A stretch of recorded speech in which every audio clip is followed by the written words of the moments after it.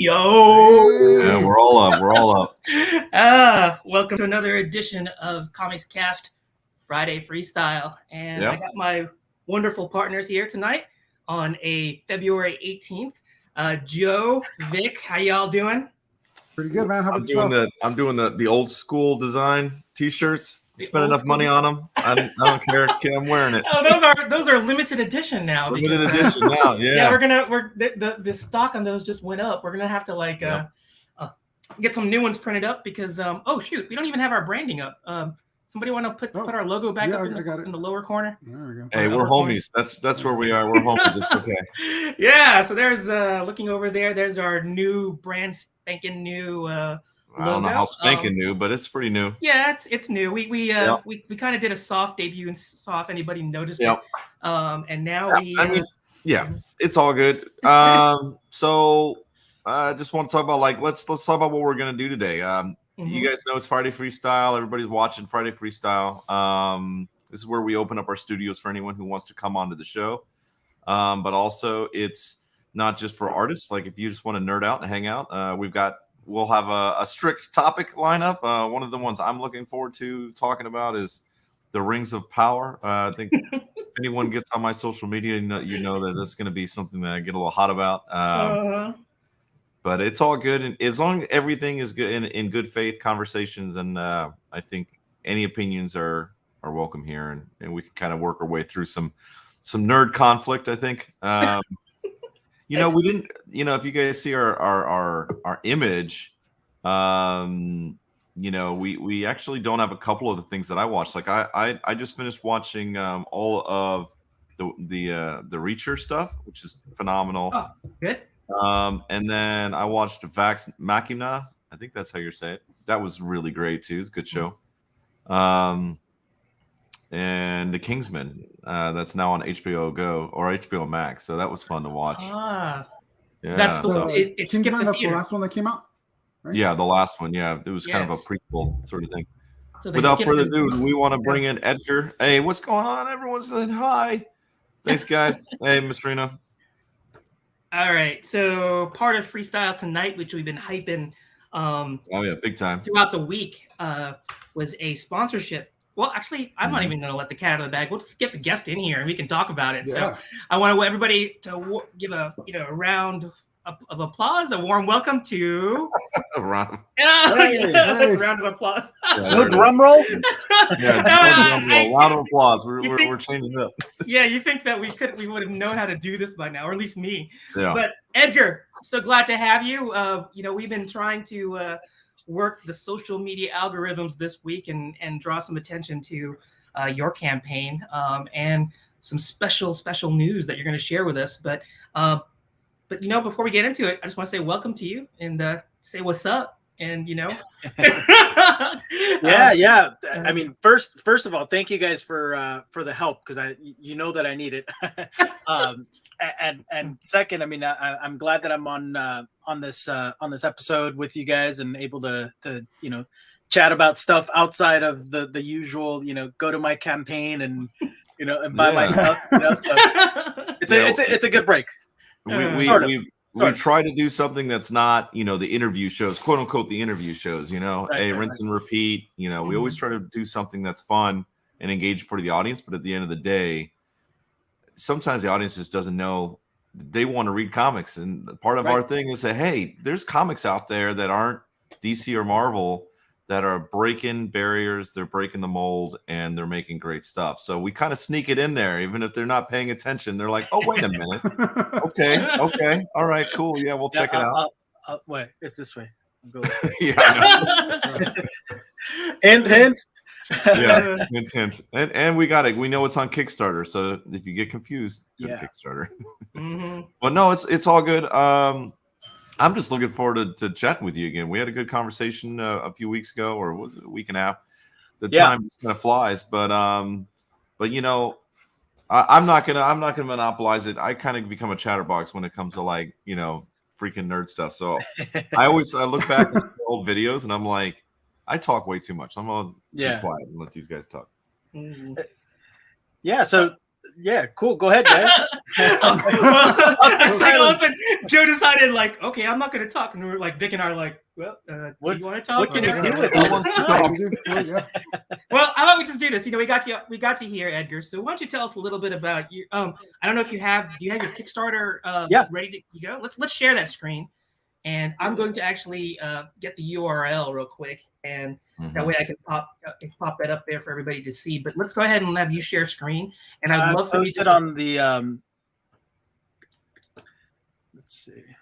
Yeah, hey guys, if you're watching this on so if you guys are watching this, give us a little love, help us out. We basically have this on YouTube only today, so it's a little bit of a rogue fight here. So go ahead and share it on your social media. Let everyone know that we're on YouTube. That's where we're going to be for today's broadcast. So if you want to watch the show, it's got to be on YouTube. All right. Well, I posted on YouTube and I threw it into the main chat for you guys as well. But anyway, this is my campaign.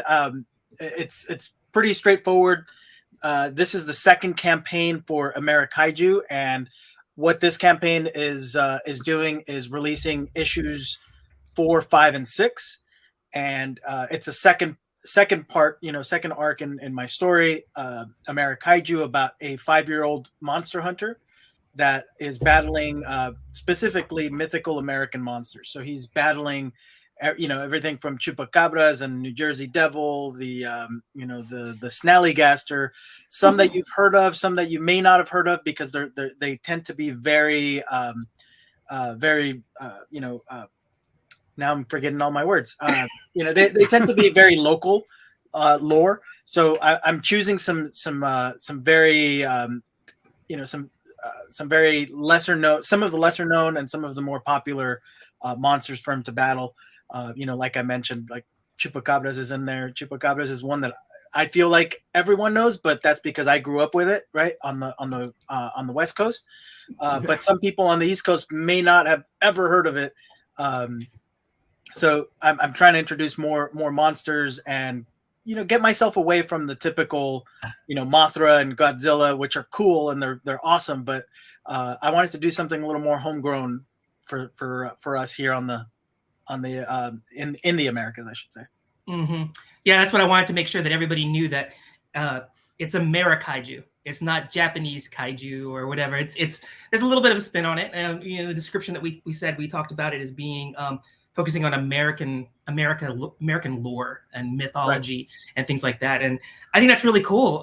When we had you on the show, you were our first show for 2022. Yeah. And Vic and I were I already knew a little bit. Vic got introduced to your work, and we were just so hyped because it's nice to have a indie creator bring it in terms of, it does appeal to kids, but it appeals to adults. So it hits lots of feels in terms of the demographics there, and it's so fun. I think those of us from the older generation like myself, we grew up on like those old Godzilla things. But when we look at this too, it's that was a treat about having you. It's almost like we should have plugged your son for the show too, because he was the star. He was a total star. Yeah, I know.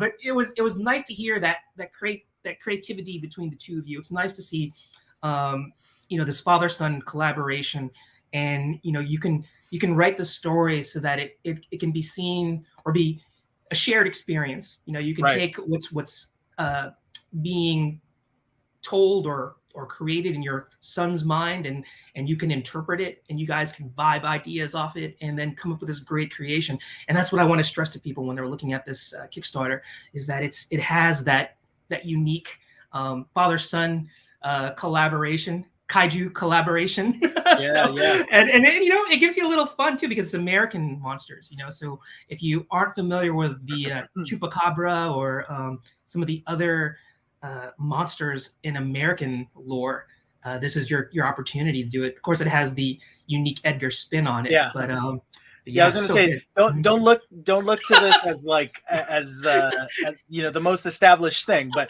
that's the beauty about it, that I get to as an adult and and all of that, I can actually dictate where I take this comic, and I mean, to some degree, because my son Gabriel is the boss, so CEO. I get some say in what the comic looks like. So. Oh, and it looks so good. Let's scroll through this and let's look at some of the artwork here before we get into the super secret things that you want to talk about tonight in terms of this.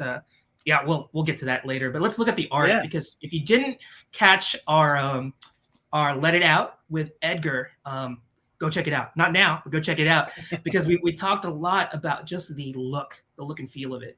And Vic, I don't know if you want to like step in here and talk about your impressions of it, because it like I said, it does appeal to both adults and kids. You want to take a little stab at that? The book is for a broad audience. Anybody can pick it up.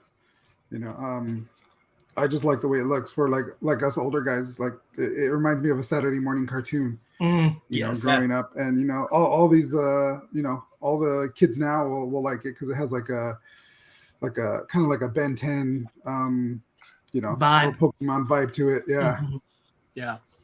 I definitely took a little bit of everything in my life. I mean, it'd be impossible to not throw something 80s in, or just kind of. I think the nostalgia factor is built into your age, right?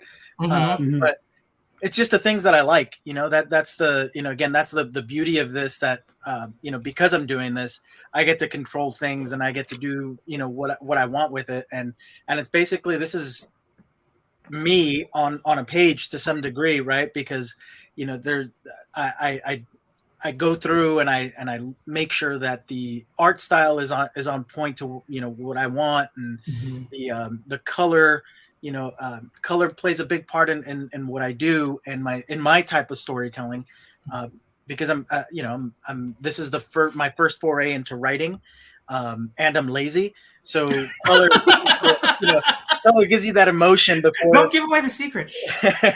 Before I could, on the page, and props to my colorist and my interiors guys, because they really make this thing sing, and for me, it just says a whole lot that people have responded so positively to the comic. And basically what you're seeing here is the stuff that we're offering.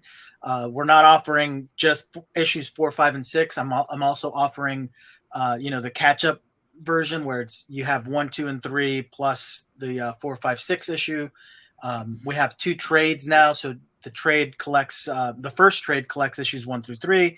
The second trade is actually going to collect only issues 4 through 6, but there is a tier where you get both trades for, I think it's like $30, so it's fairly cheap. There's also variant covers. I'm releasing at least one other variant cover, hopefully soon. But basically, you have these Garbage Pail Kid ones. Love those. You have some Teenage Mutant Ninja Turtle homage covers. Just a lot of fun stuff that we're doing here. And then the vinyl figures are by far, I think, the biggest draw in what we're doing. And I'm sure you can see how big this guy is. Well, let me solo you out there so you can we can give our audience. Yeah. I mean, look at that. I'll get out of the way so you guys can see. Yeah. No camera tricks here. It's that big. So and he's full, not fully posable, but he's pretty 11 points of articulation. Yeah. You can pretty much pose this guy in a bunch of different ways. And this guy happens to be the main big bad in our comic story. His name is Tagarik, and he is the fully decorated version that you see here in the center of the campaign poster. And then I'll run through really quickly all of these things. So these are the things that are available individually, and you can buy everything a la carte. And then some of the specials that we're running, down here for $7, you can get all 6 issues. That's over 120 pages of reading, full color artwork. Very, very beautifully done. As I mentioned, the two trades. Those are normally $20 a piece. We're doing 2 for $30 just to entice people. We have the minifigure collection, and I have those minifigures. They're a little over 3 inches tall, especially Chupacabra's, because he has the big ears.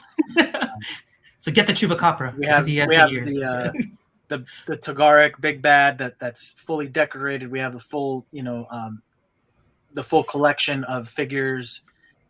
with the trades. And then there's some stuff, if you're a retailer, hit me up. There's a bunch of stuff on here, very cheap stuff. So, obviously this is more of a bulk purchase. So if you own a store, we have some special stuff for you. And then we also have like the special artist exclusive cover for stores. So if you're a store and you want an exclusive cover or a podcast that wants an exclusive cover, we can accommodate and do a cover in for you. Yeah. We're going to talk about that in a bit, but this is what, there's something for everybody in there. And it definitely, Edgar's been really cool about trying to make the price points, very reasonable in terms of what you get. And I can't stress highly enough the quality of this book. And especially if you'll definitely appreciate it as an adult, but if you have kids, this is a great way to introduce them to comic books. And, I think that in this tablet mobile device age, it's very hard to get kids into like reading something. And I think when you can get them into comic books, and especially the premise of the story, Ike being just like your son, a 5-year-old here, and it's very stimulating to the imagination. Right. It puts them in a literally hero's shoes because the title character is Hero, and one of the brilliant things that you've done with your storytelling is it is a growing up thing, and it's when you're at that age, you're faced with lots of decisions that I think that having young nieces and a nephew, it's like I think kids nowadays, they got to learn consequence. They got to learn the consequences of their actions and their choices. And I look at this book and it does have the monster aspect to it, but you've done an excellent way of putting like this, not necessarily like an angel and a devil on his shoulders telling him what is good and what's bad, right. But it's just actually two opinions basically. Yeah. And they're coming from two trained, schools of thoughts in terms of like, being kind of like, throw caution to the wind, and one being a little bit more cerebral and trying to like think through a situation type things. And that's what I like about the story. But I don't want to give too much away. I think that people they gotta get the book. You want to talk a little bit about that before we get into the special nitty gritty thingy that we're doing with you, with Comics Cast and Edgar, but just tell a little bit about, the story in terms of what it's about. Well, I think, to the point you were making about the storytelling, it is very much about my relationship with my son.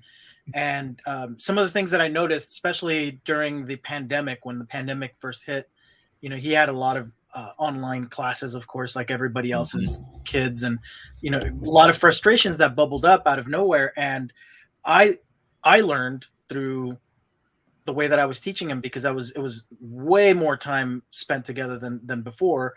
I love you said way more than and you have two sons now too. Yeah. Not that I regret the time. No, it was actually really it was really good. It was eye-opening because I learned a lot from what I was trying to teach him. I would give him the keep trying, we always get back on the horse, and it didn't work. It didn't resonate with him.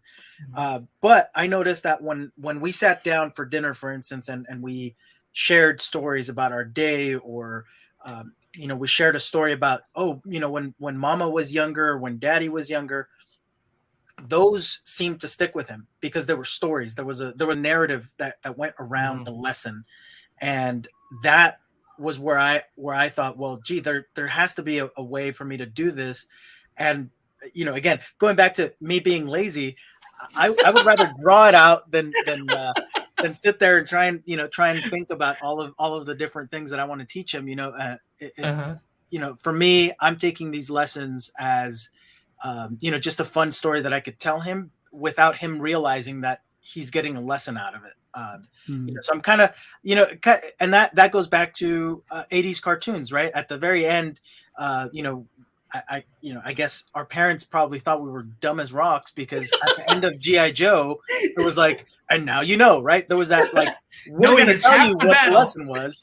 right? Yes. And knowing is half the battle. Knowing There is you half go. the Knowing battle. is half the Hey, I battle, still right? remember to eat an apple, and an apple is better than a candy bar. All right, I still remember that. Just saying. It's good Yeah, stuff. and that's exactly it. So for me, you know, again, some of my influences, 80s cartoons. I grew up in the 80s, so it's pretty obvious that I would have some of that feel in there. You know, there's a lot that goes into it, but even things that are more updated, like SpongeBob, I throw in some of the humor that adults will understand, that will like completely get past kids, hopefully. Hopefully. Nothing dirty. It's still an all ages book, right? But Yeah. you know, there's some stuff in there that kids won't understand. Words are too big, that kind of thing. And I actually use the language that I do. It's a little higher end language, and I use different words to describe the same thing on purpose, because that's what I do with my son. Because I want him to know that red is not the only way to describe what I'm seeing in front of me, right? That apple is not just red. It can be maroon. It can be, you know, a million different shades that I can name, instead of just being, you know, the typical kid that's like, you know, what's your favorite dinosaur? I don't know, T-Rex, right? He will now give you like 17 different names that I've never heard of.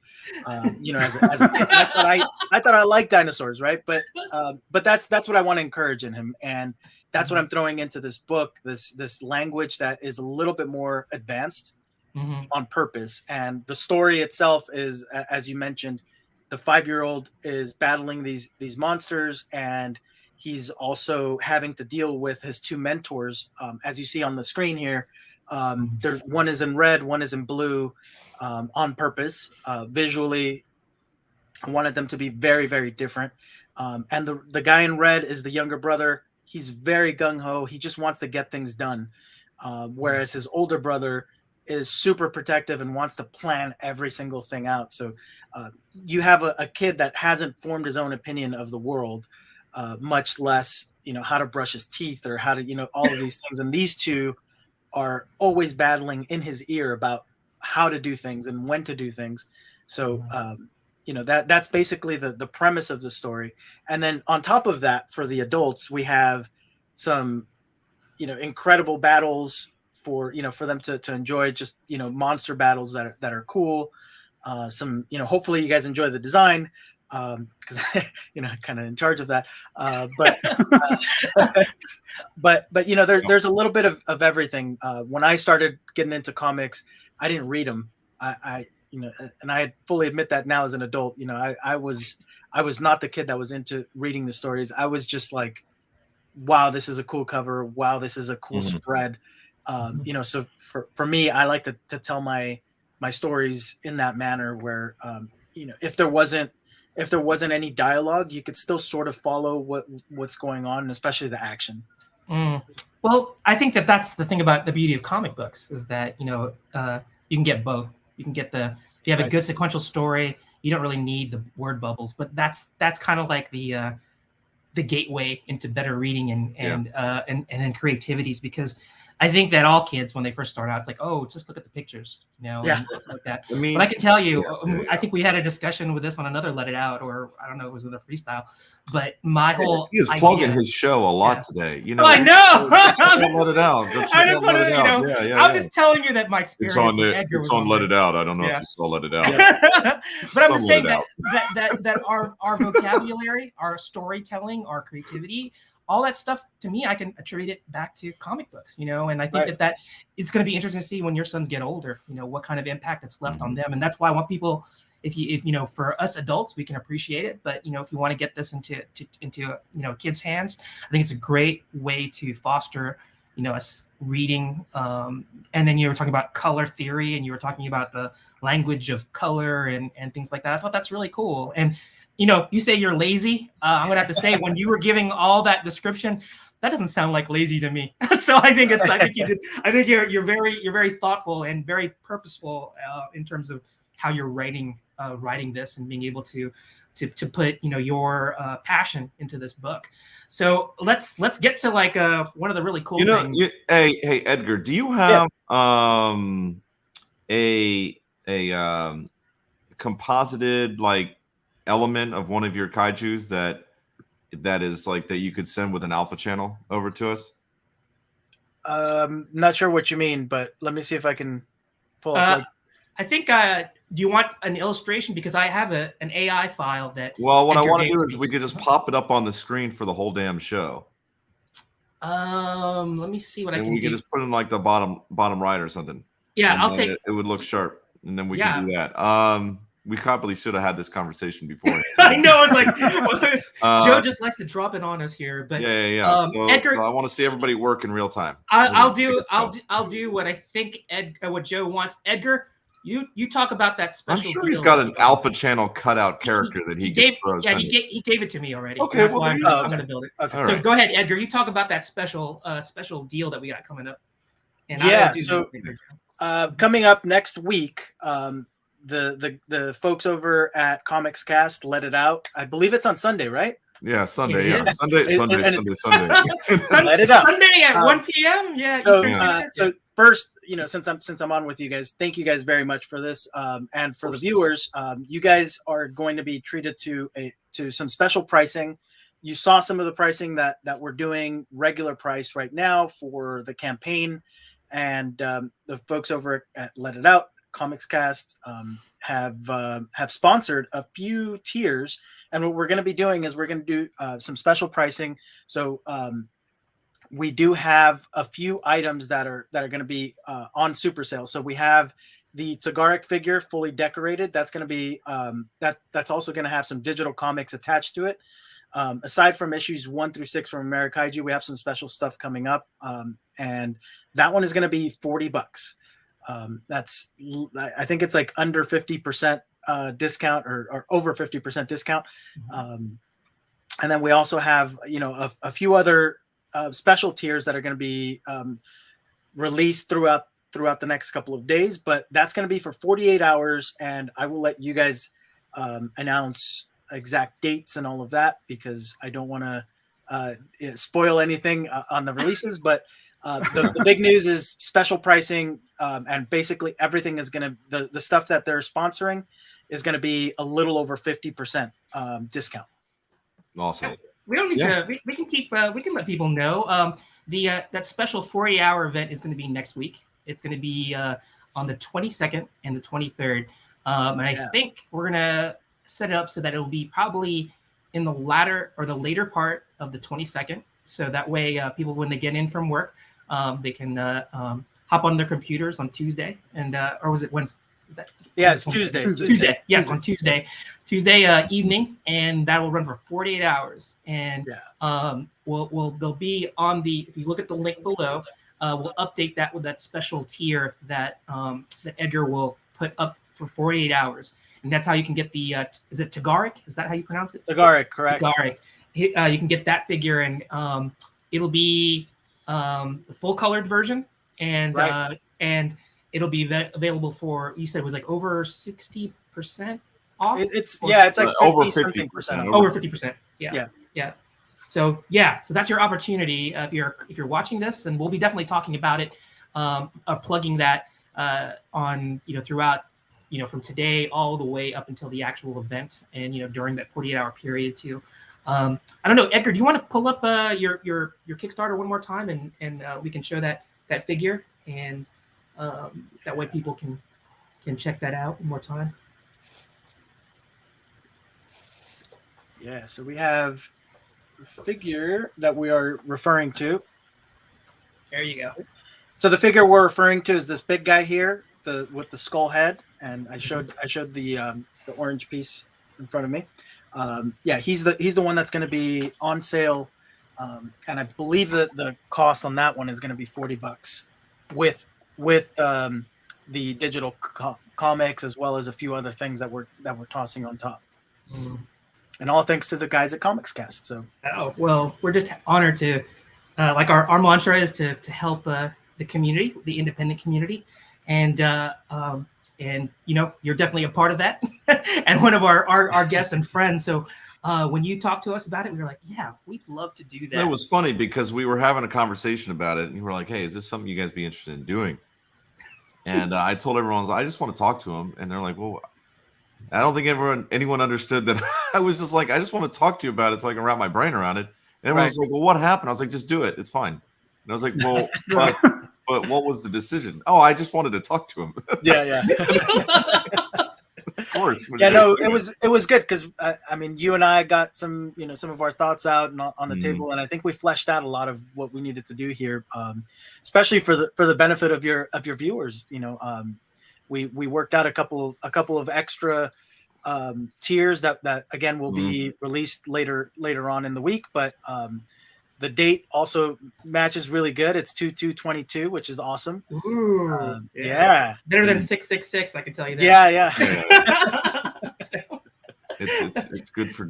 I don't know. Well, we can have some fun with that number. All right, so we have. Let's see here. Can we watch the video? I mean, this is a show. Let's watch the video. Let's pull up the actual video that you have promoting your Kickstarter on the top here. Yeah. So this guy here. Yeah. Can you maximize it? I wonder if you can get all the. You should be able to hear the audio. There we go. Yeah. All right. Hi friends, this is Ike. You probably know me from Mr. Manny's class. This is my video presentation of... Is this your son talking? It is. Nice. Ike. That rhymes. Some of you know I like to build and play in the... Whoa! Wait here. Oh, this is creative. I like this. This is good stuff.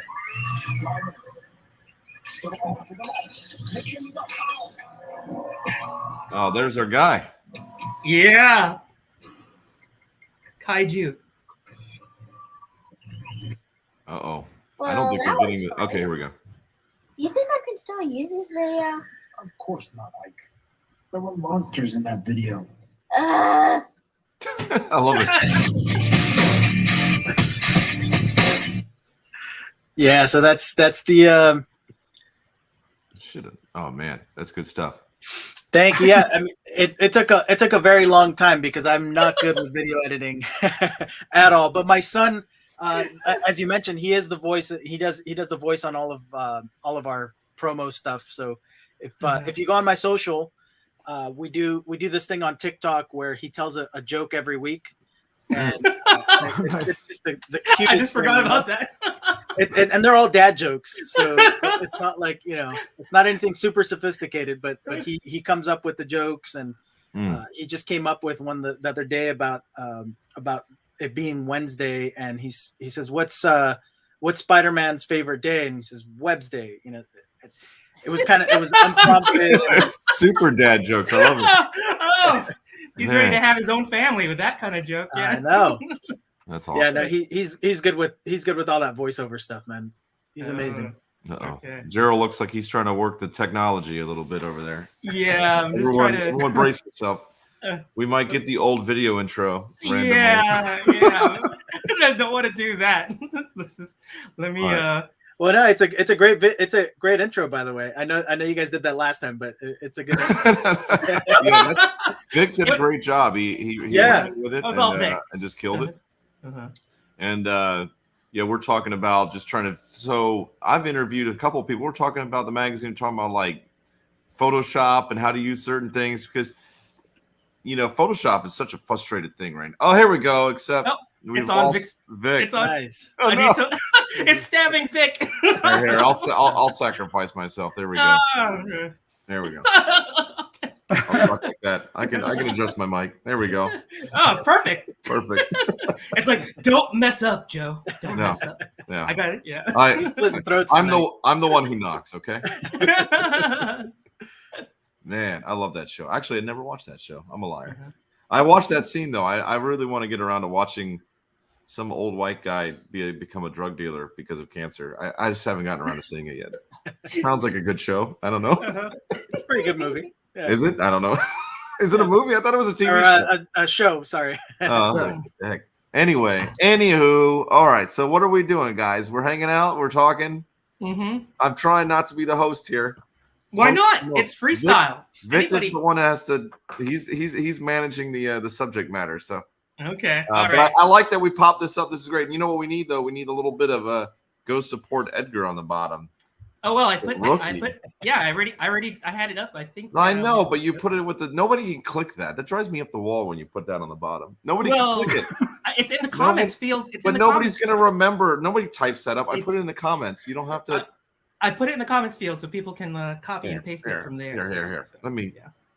Hey Pete, go ahead and jump in, bud. Hey, Pete. Let me see here. I'm gonna. Morning. What part of the planet is he on?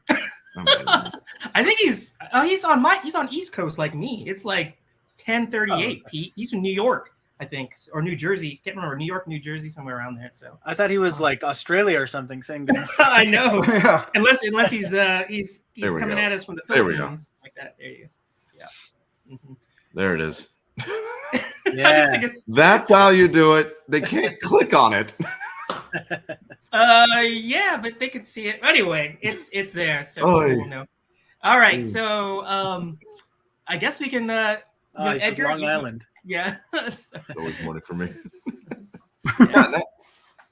All right, so Edgar, are you up on nerd culture, or are you too busy in the weeds, fighting a good fight, getting your book out? A little bit of everything. I did watch all of the trailers in preparation for this. So Oh, good.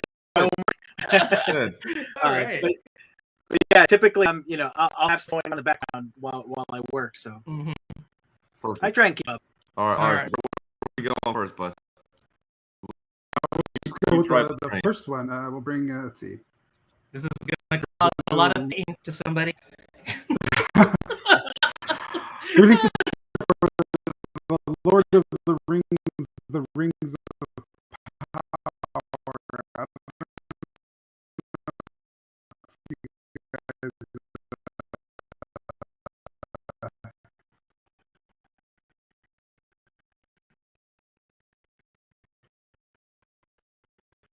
if you guys saw this. No, I'm not big on Lord of the Rings. I don't know a lot too much about it, but people seem to be excited about this trailer when it came out. Some people were. Yeah. I'm going to have to say that I was like Joe. I had some pretty strong. Bringing you back to Lord of the Rings and all that sort of stuff. Guess what? We have the Silmarillion, and then everybody would have gone and watched the Silmarillion for like forever. Yeah, that would have been what that they would should have be done with the They're too power of stupid to do rings. that. Yeah. Anywho, But yeah. let's go ahead and get this trailer in.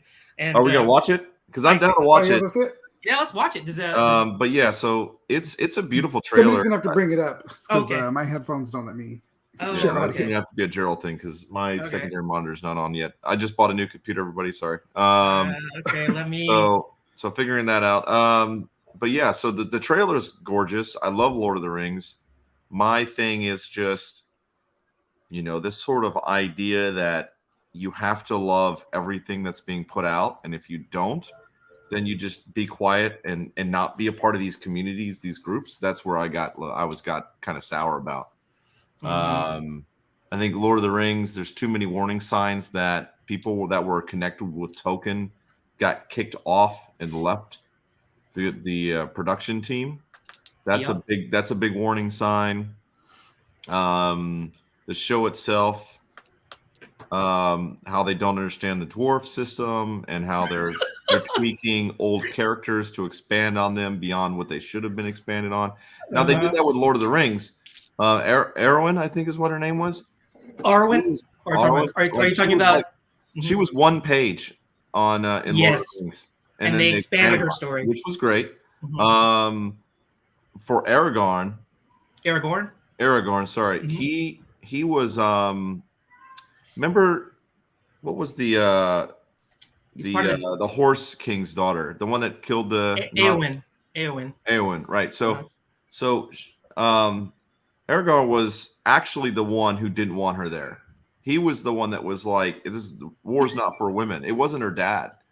So like he was actually the douchebag who did it, and it was saying all that terrible stuff. So they make tweaks in the original movies, but they always expand. I think whenever you adapt something to screen, it's important to make those tweaks. But I think for fans, it's always about, is it done in good faith to the betterment of the product? Story. Yeah. Because I tell you, a lot of people did not like the Twin Towers, did not like the third one. because they made a whole lot of changes. And I remember being in long conversations with friends of mine when they came out. But Lord of the Rings is like a big deal to me because I read Lord of the Rings and then I read every fantasy book I could get my hands on after that, after watching the movie.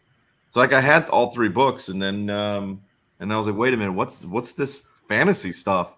And I just read everything I could. It was incredible.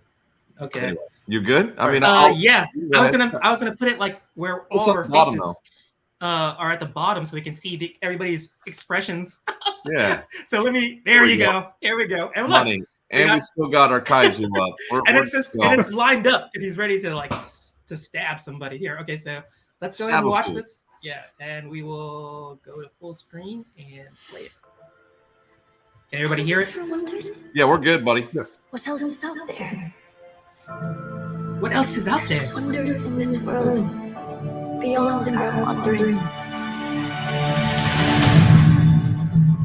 We're getting an echo.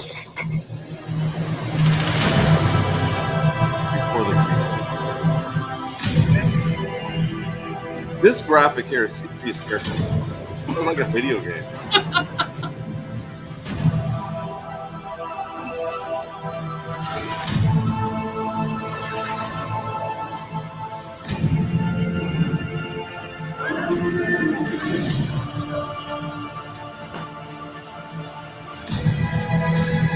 There's our beardless female dwarf.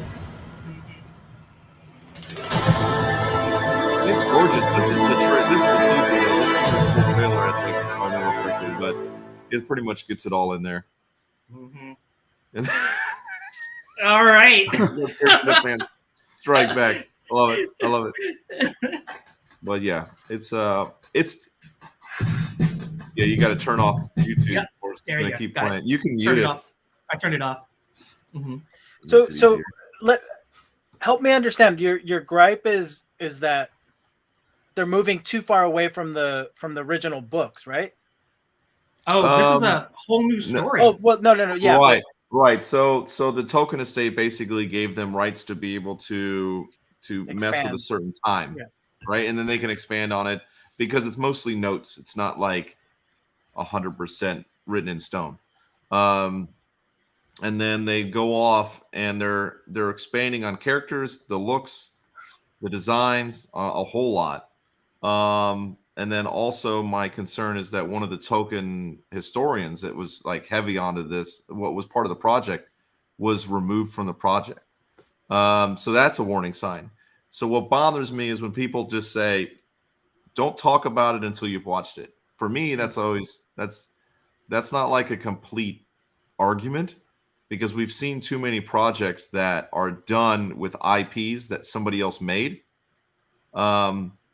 And before anyone can watch it, and they say, or they'll go and watch it, and then they're like, oh man, well, they already got my money. Like, I think people need to start earning their money. That's why we had movie critics for so long. Like, movie critics were designed as people to watch a movie, and then other people say, okay, I agree with this person 98% of the time. I'll accept his opinion on something before I go watch it. This whole idea that we can't have opinions about something until we've seen it, I think is unfair. And it's like it's going into an argument like in bad faith. And that's where I get frustrated with the community right now, where they're like, this is the only way you can think. And if you don't think that way, then get out. And it's just kind of an ugly way of sort of being a part of the community. So that's where I'm at. It could be great. I think the trailer looks great. I think there's just a lot of things that could be an issue with it. Right. Yeah. All right, Edgar, tell us your thoughts on it. I mean, I'm looking at it from a very much outsider perspective. I did, I wasn't, again, I wasn't a reader, so I didn't get a chance to read the books, but I did watch the movies, and I enjoyed those thoroughly, for the same reasons, right? It's bringing that sense of wonder to the screen. Now, for me, when I saw the trailer, I thought, wow, I was focusing on the cinematography and like those shots that very very epic, like camera angles and all of that. That's what I was looking at. I understand where you're coming from, where there's a lot of red flags, especially if some of the original people that were involved in this are getting ousted.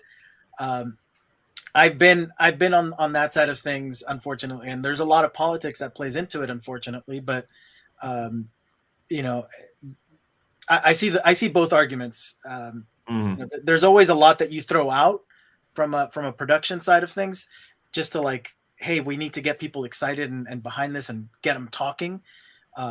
But you know, if you're seeing those red flags, I mean, you know, I wouldn't have caught, you know, obviously I wouldn't have caught those design changes, you know, from my point of view. But I can fully understand where you're coming from as far as, you know, having had that history. Well, you know, also you got to realize, like for me, I'm happy they're going back. I'm hoping that it's perfect. I'm assuming it won't be, but I hope it's one of those things. I hope I'm wrong. Right. Also, at the same time, there's so much fantasy out there. It drives me up the wall that the only fantasy that legitimately gets real money behind it is Lord of the Rings. That's legitimate old school fantasy. Right. Now, when you talk about like historical fantasy or more of like a medieval fantasy, you get, you know, Game of Thrones was the big one that really took off, and now some other people are going to do the same thing as Game of Thrones. They're going to try to copy that. Right. But the fantasy ones, the like old school fantasy, elves, dwarfs, the whole deal, there's so many stories out there, and they always get shit budgets. Yeah. So like the show's kind of shit. Like one of them was Shannara. I loved Shannara. Shannara is one of my favorite fantasy series ever. It's one of the best book series I've ever seen or ever read. For as far as like world building, like it's insane. It's supposed to be pronounced Shannara. I can't say that. I can't. It sounds dumb to me. Bye, Sharona. But it's so good. But nobody, like, they did a show on MTV, and it was like it was like an MTV Kid Pop, you know, Teeny. Yeah. romance thing, and I was like, it was awful, and I was like, come on. So now we've got Lord of the Rings back, and they spent like $1 billion on this thing. That's crazy. Massive budget, and we got a CG climber. Yeah, like, it was terrible. Like, we could have green screened that and made it look better. I mean, Vic by himself could have figured that out. I mean, come on, that's silly. If you're gonna put a trailer out there and your third shot is a bad CG video game character, on PlayStation 5, like, come on, get out of here. Like, that's another warning flag. I didn't even talk about that warning flag.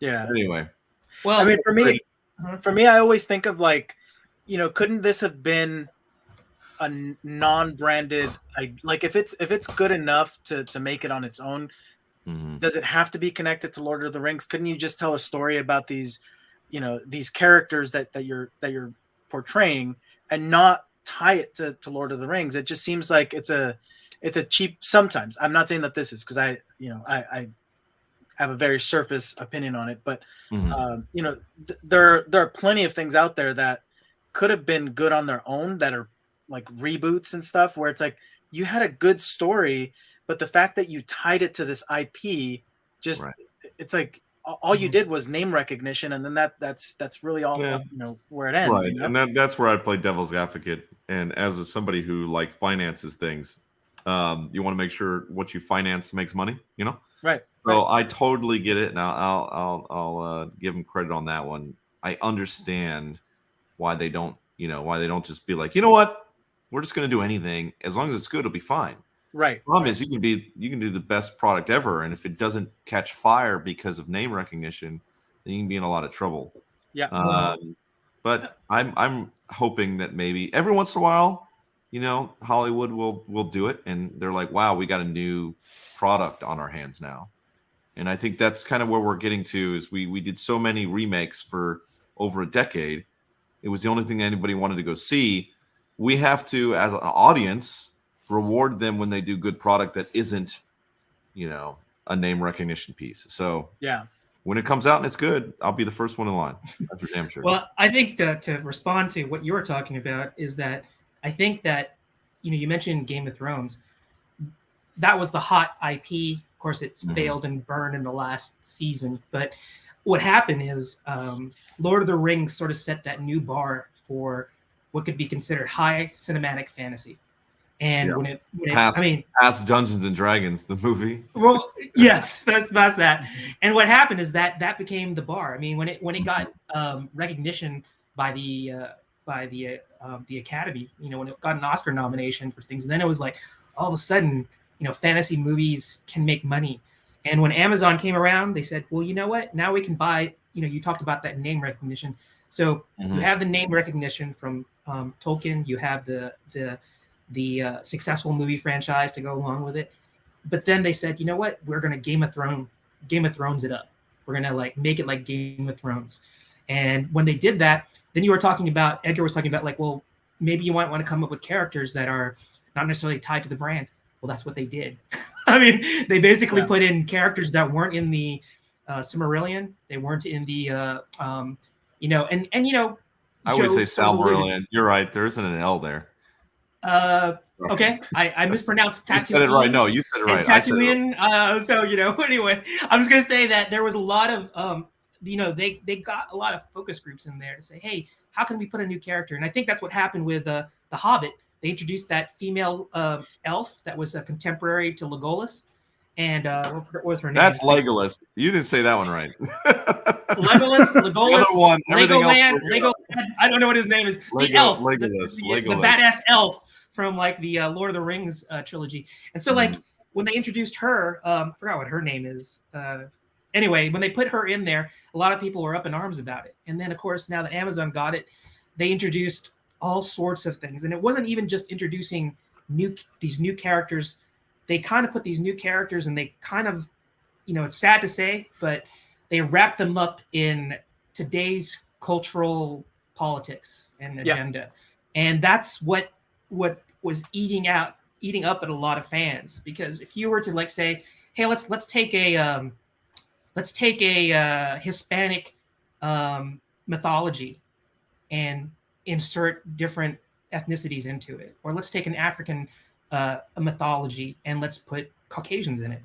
And you know, given that this is fantasy, you know, people are going to say, well, it's only fantasy. But see, Tolkien, the way that he wrote the Lord of the Rings and the whole his stories was because he felt like his country, England, didn't have that mythology, and so he decided he wanted to write that mythology, and just came up with all these characters and these rich backgrounds. And so there's a reason why characters kind of look the way that they look, and they are the way that they are. Right. And all of a sudden you've got like all these other things that are being put into it. And I'm all about inclusivity and diversity and things like that. But, you know, let's stay true to a artistic vision that was done by the original creator. I mean, can you imagine, Edgar, if somebody took Ameri-Kaiju and just totally decide, you know what? Ike has actually 4 sisters, and they are actually the ones who are the star of the show. and you know, and then we're going to put them in there, and they were all adopted. And but to also give credit to their ability, like how they could have done it right. So, my issue is when you make a black elf, all right, that's saying something. A dark-skinned elf is a specific character that was made after Tolkien created elves. Elves are a race of their own. Now, if you want to say, you know what, Tolkien did write this. It's super white. Let's expand the parameter of what it is. Then expand it. Figure out different characters, things like that. But also you have to respect that content, right? So elves have legacy. Dwarves have legacy. You can't just be like, oh, I just want a black character, so any, mini, miny, mo. Like, do it right. Put a little bit of brain power into it. Respect the IP, respect the creation, and develop and make it better. Don't just say, any, mini, miny, mo, I'm going to do black swap. I'm going to do a skin swap. I don't think that's fair. It doesn't do a good thing for anybody. And it just makes upset fans because they're like, all right, you're clearly making a swap. You're doing it in a way that doesn't show your understanding or respect or love for a franchise. So I'm going to turn against it. And then when they turn against it, everyone said, well, you're racist or whatever. When they're just like, look, you literally could. So the perfect example, right? So let me say, and we'll let you go, Edgar. I know you got things you got to be going and go do. But like perfect example, the Fantastic Four, right? They went eeny, meeny, miny, mo. Who's the weakest character that doesn't really matter to the Fantastic Four? and we're going to race swap him. The black brother, he's far enough away. He's a fire guy. He'll be on fire most of the time, whatever. If they were real ballsy, they would have had Reed Richard become black. He's the main character and the lead. And then that wouldn't have changed anything by any of the other characters at all. Their entire relationships could have been completely the same. You didn't have to do this like, well, we're adopted and we're kind of brother and sister, but like, and then no, like, but they won't because they want to do something that's a side character. So if they're saying, oh, we're for diversity, but none of the main characters in this show are going to be diverse characters. The lead character is going to be the white female. And then we've got, I believe, a white male that's part of the king's legacy, where he becomes, that's how they get the longer life. I can't remember all the backstory on that. That's too much. They don't change any of those, but they'll go any, meeny, miny, mo. We got a black dwarf female, and we got a black elf. And look, diversity. So I think that's not fair. And I think at the end of the day, that's the kind of stuff that that irks me, because I'm like, you're not respecting the lore, and you're also really not doing anything other than showing that you are doing something. Yeah, you're just ticking a box and meeting the quota is really what it comes down to. Yeah. Bring some new warriors in. I want to see a black knight that just kicks the shit out of everybody. You know what I mean? And just is a dominating force, and he's like part of the team. That's why I'll say again, Vox Machina is where it's at. That's where it's at. Go there, watch that show. It's on Amazon. It's badass. And that's how you do real diversity. Actually, that's one of those shows that you watch it and everyone's so cool, but you don't even realize if there's any diverse characters or not in it. Now that I've said that, I have to go watch it. Well, that's because I have to remember if there is or not. Well, I haven't seen it yet, but that's because if the story is good and the characters are good, it doesn't matter what their gender or ethnicity is about, because that doesn't define them, right? And that's what that's why it doesn't matter that Ike is a 5-year-old. There's no ageism. And it doesn't matter that his mentors are ghosts. So all right, we took you down the rabbit hole long enough. It was good because I definitely learned a lot more about about why that was my big question was I don't understand like why what are people up in arms about, but hearing that side of the argument in a in a very chill manner, right? I mean, I don't think anybody raised their voice and was like, "No, shut up! You're racist, I'm right? right, you're wrong. You're stupid. Yeah, I mean, never come back here again." That's the thing. I think there's plenty to learn as as an IP owner from the fandom. In that case, I've been on the other end, like I said, when I was working with Power Rangers, for instance, and you better believe that we were on the Twitter feeds. We were on every single place that the fans were, because there was a love from our end. I didn't grow up with it, but there was a love. I was gonna say, for me, because Power Rangers is the most racist TV show of all time, and you're gonna be black. Yeah. So for me, I experienced that, from both ends. So I completely understand. I mean, there's an argument to be made, and it was very eloquent, right? It wasn't just, I don't like it and that's it. I'm taking my ball and going home.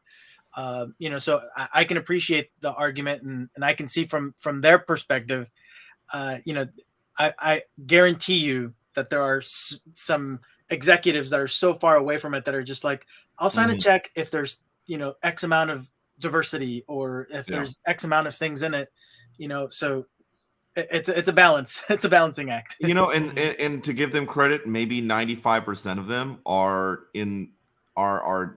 coming at this in good faith. And they're like, look, I want to change the industry. I want to see 80% diversity in these shows. And then they go, okay, let me just make that happen. Right. And nobody's saying, okay, diversity is good, but what does diversity mean? Are we doing shows that just don't care who's who? Or are we doing shows that are purposely saying white guys better not apply? and then that's no good either. It's just Yeah. I always say racism doesn't fix racism, so Yeah. that's my kind of thing. Anyway, Well, Anyway. I'll leave on that note because I was gonna say. all love. Thanks, Edgar. he dropped the mic on that one. Edgar is live now on Kickstarter. We'll have more from him next weekend. Awesome, and go check out his Kickstarter. I just paid mine, so I'm expecting my book in the mail, so that'll be fun. So if your kids are struggling with reading, go check out his book. You know, this is the sort of the great kind of books that will get your kids reading, and it's a book for all ages. So get yourself a toy too. Get yourself a toy. Yeah. On the Tuesday and the 22nd and 23rd. You can say it, Gerald. It's okay. I won't make fun of you for plugging your show.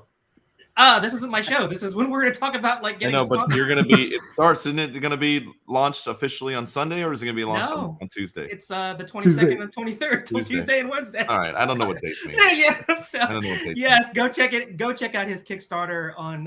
Well, you can check it out tonight. Yeah. In fact, go ahead and do it right now. Go ahead and back it. Go do the Kickstarter. But then come back.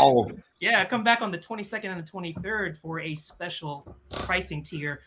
For Comics Cast fans only. So but we're going to be promoting it. We're going to be talking about it on all of our social media, on Vic, myself, Joe as well, and Edgar. So look for those details. The pricing will be available, and it's just mark your calendars for the 22nd and 23rd. So Edgar, thank you for being with us. You want to say anything else before you jet? Oh my God! You always get him to say one more thing. Oh, well, okay, like, never mind. Never mind then. Never mind. So, I'll just log off. It'll it's like see ya. Sopranos ending. Yeah. Okay. But thanks for coming on, man. Thanks for humoring our frustrations about the Rings of Power. Yeah, no worries. I'm glad I learned, man. All right, you guys, thank you so much, everybody. If you can go back it, if not, share and hit some like buttons on there. I'd appreciate it. All right, thanks, everyone. Thanks, Edgar. Absolutely. Have a good night. See you later. Bye.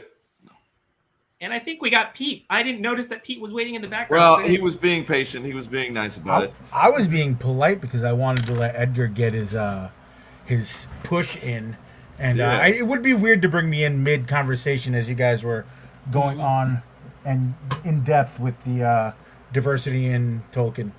Yeah. Yeah. I wasn't actually going to go there until Gerald decided to go in that route. And I was like, all right, well, I'll close it up. I will throw, not to fan a flame or anything in there. I will throw one thing. Long story short, again, I'll be 48 in April. My junior year high school in the fall, I was after football. I went directly to wrestling, and I wrestled freestyle, and then I wrestled Greco-Roman in the spring. Freestyle. It's funny. Freestyle wrestling, I broke my collarbone. Ouch. Now, these days, guys come back in a couple weeks from a broken collarbone. That sidelined me for 9 months. It knocked me out. I cracked it really bad. It was terrible. Anyway, I had an English lit professor, God rest his soul, Mr. Meyer, who realized very quickly that I was always a reader, but I started reading everything I could get my hands on, because I had bus rides because I was still going places with the team and still going to practice, but but I was sitting and watching, so I'm reading. So, I read Lord of the Flies in 4 days. I actually read The Hobbit that we were doing in class, and we were like, the class is like 3 chapters in and I'm done. Yeah. Stuff like that. So he took me aside one period. He's like, so listen, blah, blah, blah. I know you're hurt. I see that you're gobbling up books. Would you mind if I give you, and we'll do some extra credit for you. That'll, I'll try to, he set it up so I got some honors credit. He got me a ton of books. The original Lord of the Rings, Hitchhikers, a whole bunch. I actually, that was a semester, and it wasn't English lit, but he's like, you need once I got a few books in, that semester was the first time I read the Odyssey and the Iliad. But going back to the Tolkien books, were a big thing for him. They ended up being a big thing for me. They actually probably saved my junior year in high school. We had conversations about it and stuff like that. And he said, and don't be surprised, his world was so vast and he created such a gigantic universe that because people, I'd be drawing something for somebody or whatever, Hobbit and Frodo and blah blah blah. He said, don't be surprised if there are people of different races, not just elf and blah blah, but but different colored people. And I don't mean it like that. I mean it different, pink, blue, whatever, everything, because it didn't matter to him in this world. Now I don't know if it mattered to him personally as a human being. I have no idea, but he said it wouldn't be surprising if you saw a black elf or a Spanish elf or Chinese elf or whatever the species in his universe was, and that always kind of stuck with me, and I always kind of noticed it in Peter Jackson's films. Like, wow, why couldn't? Yeah, I didn't see anything. Oh well, whatever, you know. Never really thought about it because I was all about the story, but when people started talking about this show coming up, I was very excited. I was like, let's see if they just do it to do it and just don't really talk about it. Just do it. And they did it. And I was like, cool. You know, it's completely possible that it could exist in that world. Now, I lean with Joe a little bit. Is the studio, the corporate guys doing stuff to do stuff? Yeah, probably. But I think in true Tolkien fashion, a fan won't care. But yeah, I think Joe's pretty. I kind of lean towards what Joe was saying in regards to why and what's going on. And the Fantastic Four thing was a fantastic, no pun intended, example to use. It was a great exit. But I will give credit where credit's due. That was also. A lot of that was also the right actor for the role, because, you know, obviously Chris Evans couldn't do it. So you wanted to get somebody with that swagger that Chris Evans had in the Fantastic Four films, and Michael B. Jordan, excuse me. Yeah, he's got that. I love him. I love everything he's in. So I think that was an acting choice, but I don't know. I don't know. I think I'm one of the few people that don't like Michael B. Jordan.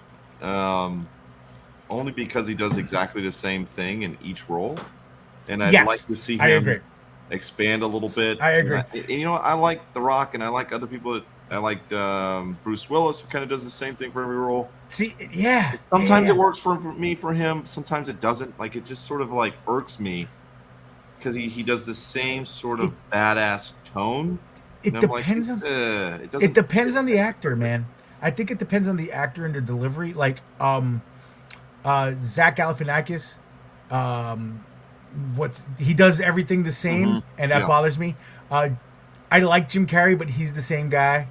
Yeah. I don't like Melissa McCarthy. I can't stand Melissa McCarthy because she's the same person. She's the absolutely same person. I didn't like what's his name. Oh my God, School of Rock, Nacho Libre. Jack Black? Yeah, I couldn't stand him. I did not. I hated him. Huh. Two things made me go, you know what? I kind of like this guy. Tenacious D. You saw him. No, I despise that. That makes that actually makes me ill. I can guess the one that you like, School of Rock. School of Rock, because he was so good with those kids and so natural. And he was different. Like, it was about the music and not about him getting his shit on. It was about him. He was about him helping the kids get the spotlight, and I liked that. That was really cool. He really gave a lot of himself to that. And the Jumanji films, I think he realized, you know what? There's no way I'm competing with those incredibly gigantic egos that Kevin Hart and The Rock have. So I'm gonna do my thing in the background and just kind of develop my own character here. And he's kind of doing a little different, not normal Jack Black stuff. So Jack Black, but yeah, Michael B. Jordan definitely. Here's the thing: The Rock definitely does the same thing. Vin Diesel does the same thing. Kevin Hart does the same thing. But I like the way they do it.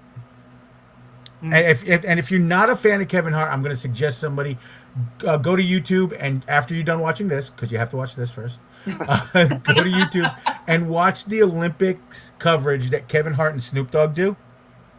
They covered the Olympics? They covered the last Olympics. I didn't know that. Oh. And it is some of the funniest stuff you'll ever see. It's just the chemistry these guys have together, and just how quick these guys, like, you realize how quick they are. Like, Snoop Dogg just naturally as a human being quick, but Kevin Hart as a comedian, he's fast, and that's really cool. I respect that. So, sorry, I'm talking about. I'm having Katsucon envy. Man.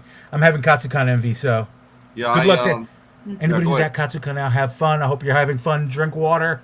Get some sleep. Katsucon's in DC is a gigantic anime convention. It's really super.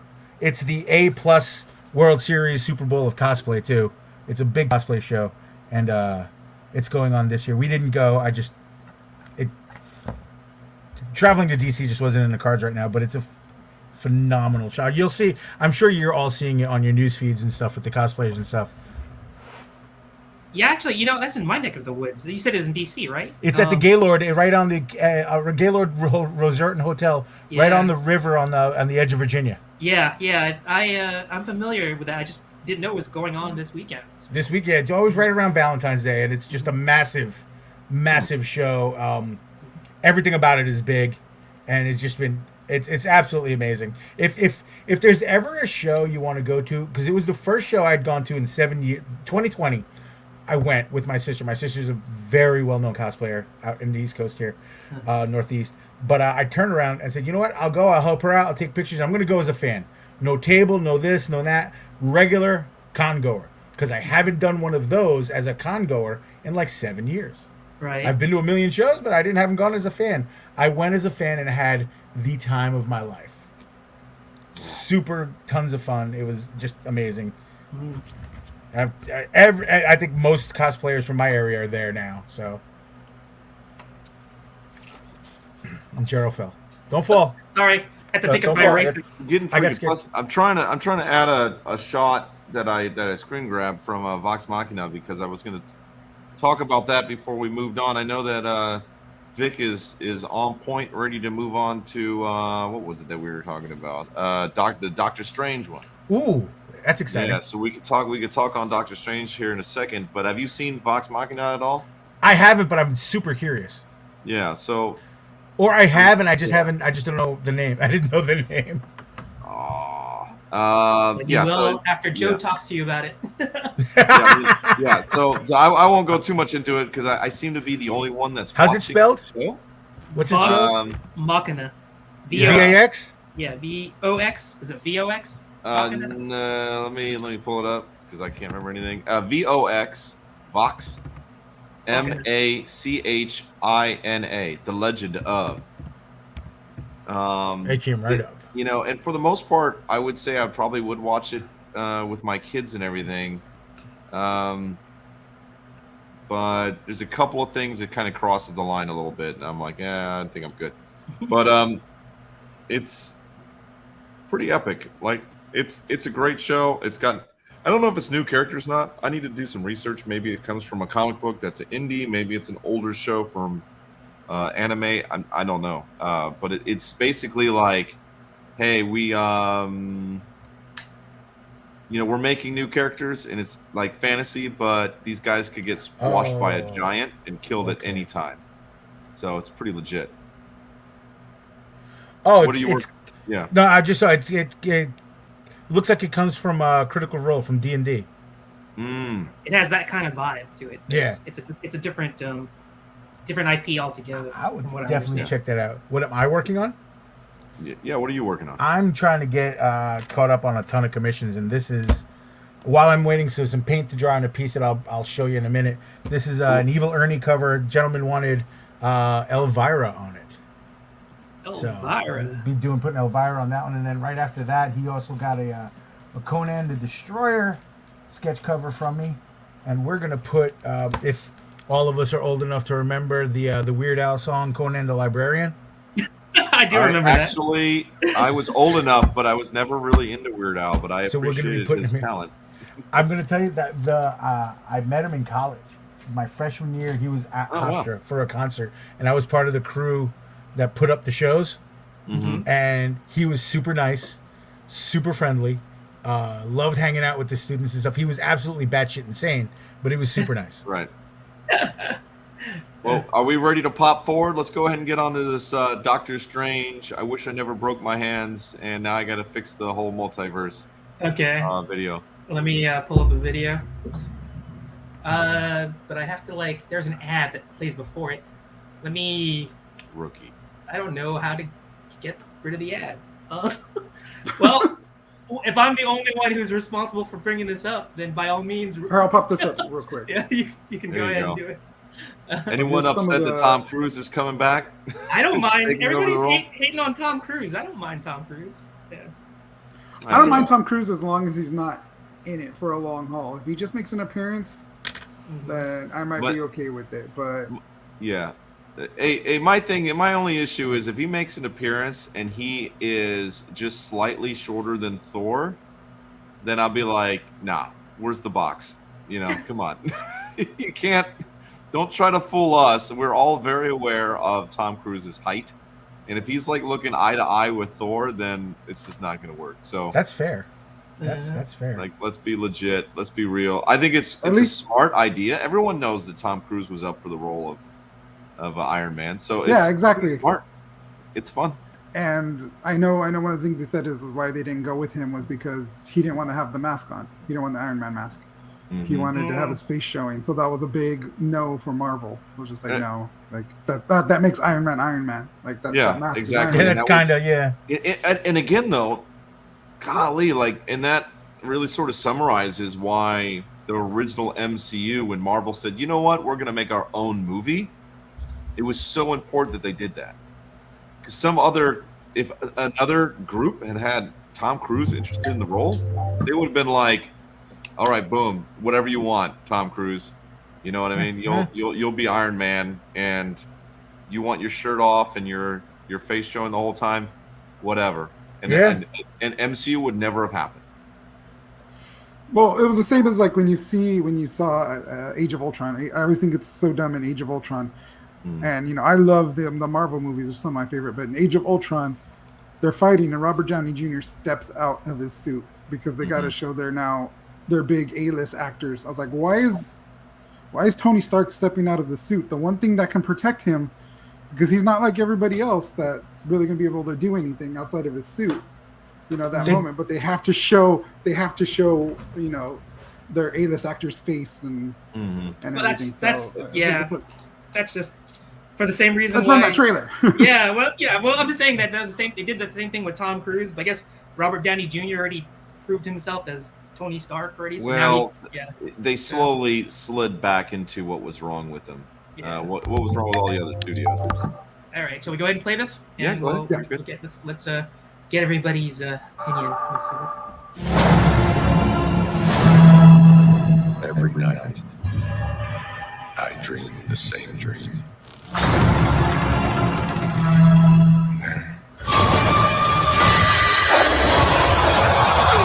Love it. The nightmare begins. I did what I had to do to protect our world. You can't control everything, Strange. You opened the doorway between universes. We don't know who or what will walk through it. Wanda, what do you know about the multiverse? Viz had his theories. He believed it was dangerous. He was right.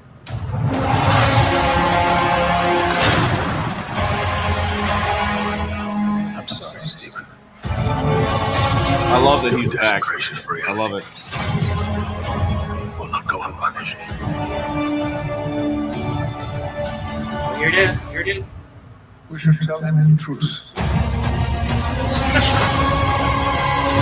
It could be anyone's fault.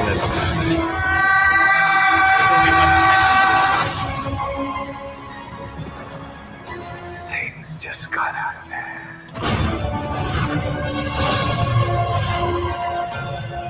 You break the rules. Become a hero. I do it, I become the enemy.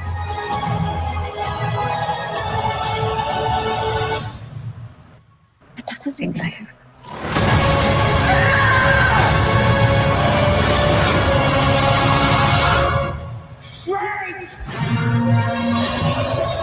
Yeah, sick.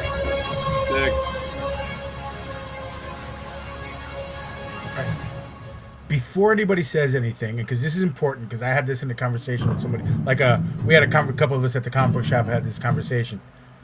How many here and in the comments everywhere actually have and collected Doctor Strange comic books? I wouldn't say collected, but I have a few over the years. Okay. I have the Ditko, the really old Okay, there you go. Ooh, There old you go. school, baby. Yep. Retro. See, I Legit. found a bunch in a long box when I was younger and fell in love.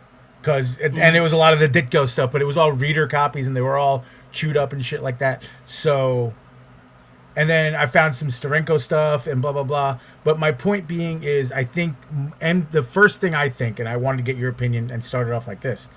I think the regular casual MCU fan that's likes the corporate MCU, I know Joe more likes to rally against that, but the corporate MCU fan, it may actually be turned off by this because we are now leaving the sexy leather spandex comic books and we are going into Jack Kirby, Sterenko, comic, cosmic, crazy, batshit. What is this? I need to read this book 15 times to understand what happened, but I don't care because it's friggin' awesome comic book stuff. We are in comic book. It started with the Loki TV series, I think. I think that's why Eternals was picked up the way it was because a lot of people didn't get it because it's comic book stuff. This is deep. No. Eternals was bad. I get it. I agree with that sound, Gerald. But here's the thing. They're not ready. I think the basic casual fan that just wants to. Where's Spider-Man? Why isn't he fighting somebody? That's not what they're getting here. We are in the mystical, cosmic, open your door to fantasy, comic book. Like the Stan Lee MCU is gone, is over. We are now in the Jack Kirby MCU, and I can't freaking wait. I hope you're right about that. I think you're wrong, but I hope you're right. This trailer had a lot of Jack Kirby in it. The thing is Doctor Strange is sort of turned into the Iron Man glue that kind of brings everyone together and kind of links all the MCU together. Yeah. The problem is, though, not a lot of people liked the first movie, and I actually absolutely loved what they did with the first Doctor Strange. They absolutely adapted the character perfectly. I love that they're finally bringing back the villain from the first movie, the developed villain. So we'll see what happens there. But as far as like the multiverse and time travel, they've opened up every Pandora's box for writing, and I think it's just going to really hurt moving forward in the long run. But they've got to make a decision what characters they want to move forward with. I think they're testing the waters with the comic book line. They're testing the water with the Disney Plus line, and they're not just saying, you know what is the most popular character right now, and how do we make it stronger? So they're bringing in America Rambeau, and I hope they make a lot of changes to her because I despise her in the comics. Are you talking about Monica? Monica Rambeau, yeah. So America, America's sorry, she's a different character. Yeah, you're right. So hopefully she's badass. I'd like to see her developed a little bit better. If we can get some photon action, I agree. Yeah, we'll see we'll see what happens. It again, like Lord of the Rings. I hope I'm wrong about where they're going. I'm just really excited about Moon Knight, and I'm really excited about this Doctor Strange movie. I know I'm going to enjoy those two, just like I know I was going to enjoy Spider-Man. I knew it. That was fun. Spider-Man wasn't fair to compare to the rest of the MCU, because that was more all of us that grew up wanting superhero films. We finally got a legitimate superhero film with the Spider-Man movies. X-Men was close. But Spider-Man was like the first legitimate, we're using CG to make a comic book movie. And then we got Iron Man, and that's what launched everything with the MCU because it was perfect. Spider-Man was never perfect, but it was really great to see them coming back, and that was a kind of a cheat code on the Marvel, Look, I'm gonna piggyback on that, Joe. I think Spider-Man 2, the Raimi Spider-Man 2, was as close, was right there in the scale of almost perfect comic book movie, and honestly, what stole the show for me in this last Spider-Man film, and I hope they keep using him somehow. It's Alfred Molina. I'm sorry, holy cow, he was great. Well, the only thing that I think that destroyed the Spider-Man 2 as being up there as like the best ones is the damage was already done. Yes, the structure of Spider-Man, the structure of the storytelling of a comic book movie they hadn't figured out what the balance was, and how to translate a frame into a frame on a panel to a frame on a movie set. So I think but it was a great film. I think I'd put that right up there. The second one, right up there with the second Batman movie. Like those are just great films. Now, are they perfect? The Dark Knight. Films? No. Yeah, The Dark Knight. Yeah. Okay. Yeah, But those you're are seeing just Batman Returns. yeah. Batman Returns isn't terrible. I still like the. No, it's not terrible. Batman Returns is like the best, like my favorite Batman flick still to this date. It's the best one. Isn't it coincidental that Sam Raimi is back the first 5 minutes though for Doctor Strange 2, and everybody's like still praising Amazing Spider-Man, or no, not Amazing, the regular Spider-Man 2 with Doc Ock. I don't like Sam Raimi. I don't like you him. don't? I don't want him to touch anything. I'm done with him. I think he had his time. Oh, but okay, so you don't have high hopes then for Doctor Strange then? I don't want him. I wish he wouldn't touch stuff. Like he's already had his chance. He didn't do it right, and now he's going to come in, and I don't know. It's kind of like those original, like the X-Men director. I forget his name right Bryan Singer. Yeah, he's the one that was like, you know what? We're going to make this believable. We're gonna elevate the material and not put him in spandex. And all you did was just not you understand what you're doing. Yeah. So the actors don't bring any comics to the set. Like, don't. What? Yeah, I didn't hear that. That's pretty bad. Yeah. He had told them, like, if you see any of the actors with any comics, like, confiscate them from them. Because what? We're not using that. That's not what we're going on. And I'm going to say this is like, where is Bryan Singer now? Like, well, he was making X-Men movies until they finally stopped making X-Men. Well, movies. I'm just saying that he's no longer relevant. I mean, Yeah, no but one's talking about Yeah, but that may be because of he- other stuff. What does he care? He cashed all those checks. He doesn't care. He's fine. Yeah, but again, to make it to fight that argument, at the end of the day, do you want as and I'm speaking to like the production crew if they ever watch Comics Cast, right? Do you want to make $600 million with a movie that you cash cowed, or do you want to make the next MCU movie? Like, don't let these guys do that. You know what I mean? Like you can literally, like with Star Wars and Marvel and DC Comics, you can literally print your own money. You're basically, all the people that have the money to spend are our age with about 2 to 6 kids. And I'm telling you, you'll print your own money if you just respect what we grew up with, because that's basically what you're making your movies off of these days. You're going off of 90s cartoons, 80s cartoons, what else? Movies from the early 90s and late 80s. Just do it right. Like if they had made that Ghostbuster movie that came out with recently back in 2016, they would have probably had 4 movies by now. They would have made over $1 billion easy. I love that movie. Much more than $1 billion, but they went another route because they're just being idiots. Are you talking about you're talking about Afterlife, right? Afterlife, yeah. So just you know what? It's not about fan service. It's about respecting the material. And if you want to print your own money, then if you're making a Star Wars movie, you may want to look at the books that have been out for 30 years. That's all I'm saying. I'm just excited. I don't have anything to say about Doctor Strange because I'm all about going in there with popcorn with all my kids and just having. Hell yeah. Yeah, exactly. I'm ready. Hell yeah. I'm ready. I'm ready for an trailer, MCU movie to blow my socks off. This trailer looks like a lot of fun. It looks like it needs to be seen on a big screen because it's visually captivating. There's going to be a whole lot of stuff going on, which is cool. I guess the elephant in the room is the bald-headed guy. Was that Patrick Stewart? It is. Yeah. Well, but we had to talk about that. And if I'm not gonna say if they're smart, but if they're cagey or if they're they're just gonna retcon it back to the original movie, the Bryan Singer X-Men, and I'm like, okay, but Patrick Stewart's 115 years old. Okay, so you're gonna bring back Ian McKellen. He's 147 years old. And I'm not trying to be rude to either one of those gentlemen, but they're not young.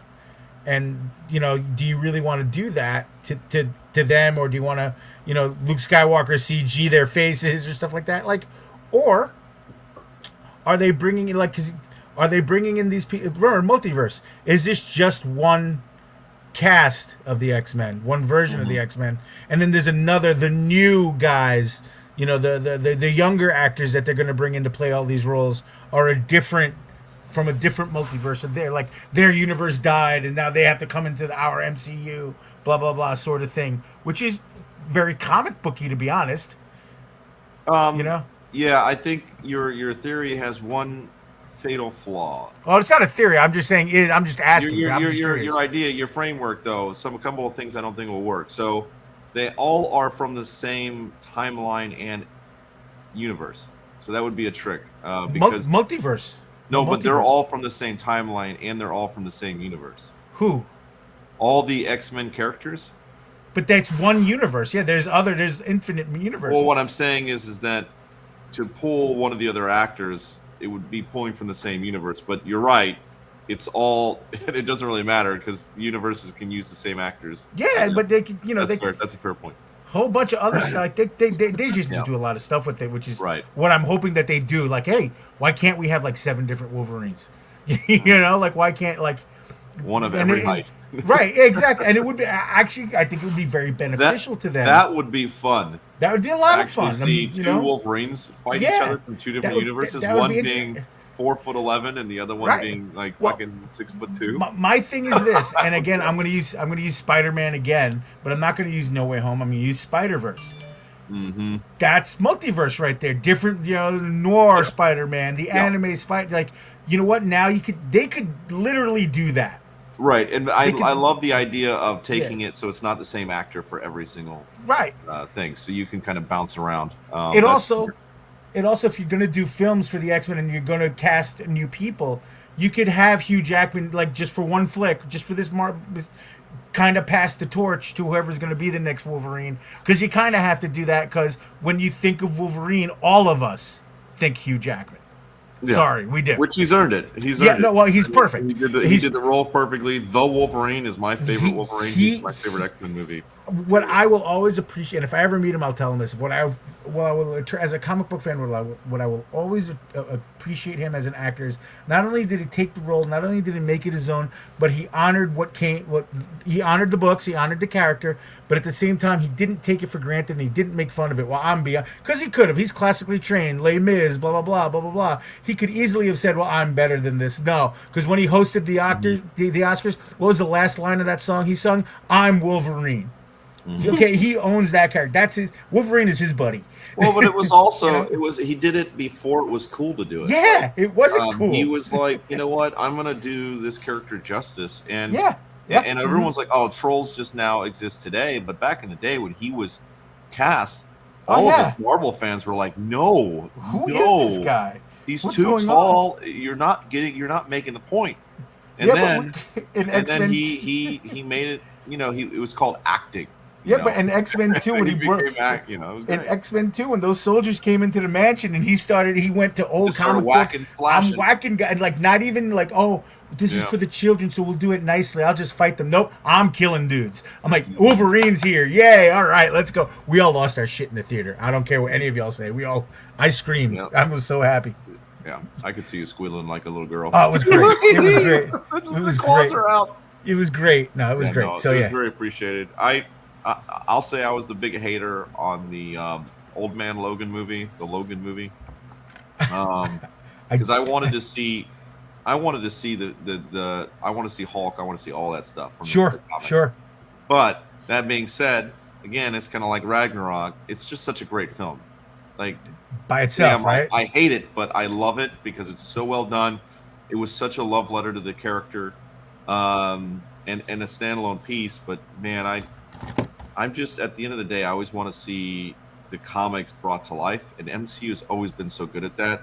And when they don't do it, it kind of bothers me. But obviously, that was Fox. But that movie was smart too, because it said, okay, we're going to use this character, but we're not going to give you a big CGI for a visual throwdown. We're going to give you a movie. Yeah. Yeah. And I was like, okay. Yeah. Well, Hugh Jackman, I mean, in that movie, he was even more brutal in that movie as old man Wolverine than he was in like all the other X-Men movies. I mean, he was.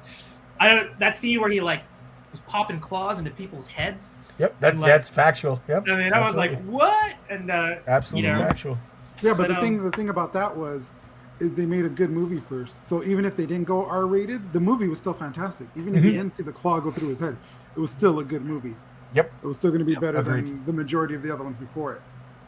Which actually makes me excited because, like, okay, so I thought when like, oh, well, how's Disney, you know, and Marvel now going to do Wolverine? But after seeing like Mandalorian this new season where he's like cutting people in half and stuff like that, I was like, well, maybe they will take it. Maybe they will like, you know, allow a little bit more. Disney-fy it? Yeah, not completely. Well, but the other thing is that do we really want another decade of Wolverine-led X-Men storylines? Can we go in another direction? See, I love that question because it bothered me. I actually Wolverine, when Hugh Jackman did in the movies, I was super happy. But the one bad thing that happened to it was, and this is where we talked about they couldn't read comic books, and then Grant Morrison put them in leather and stuff like that. And then slowly but surely, the comic books kind of reacted to those films, and then they realized, well, we have to clean up Wolverine. We have to make him, you know, a hero and lovable and an Avenger and all this stuff, but we need somebody to be the bad guy. So they took the biggest Boy Scout, probably the poster boy for mutants in comic books. They took Cyclops and they made him the psycho bad guy, and it never fit and it never really worked. And I thought that was the stupidest, most ridiculous thing in the world. Wolverine was trying to bang his wife.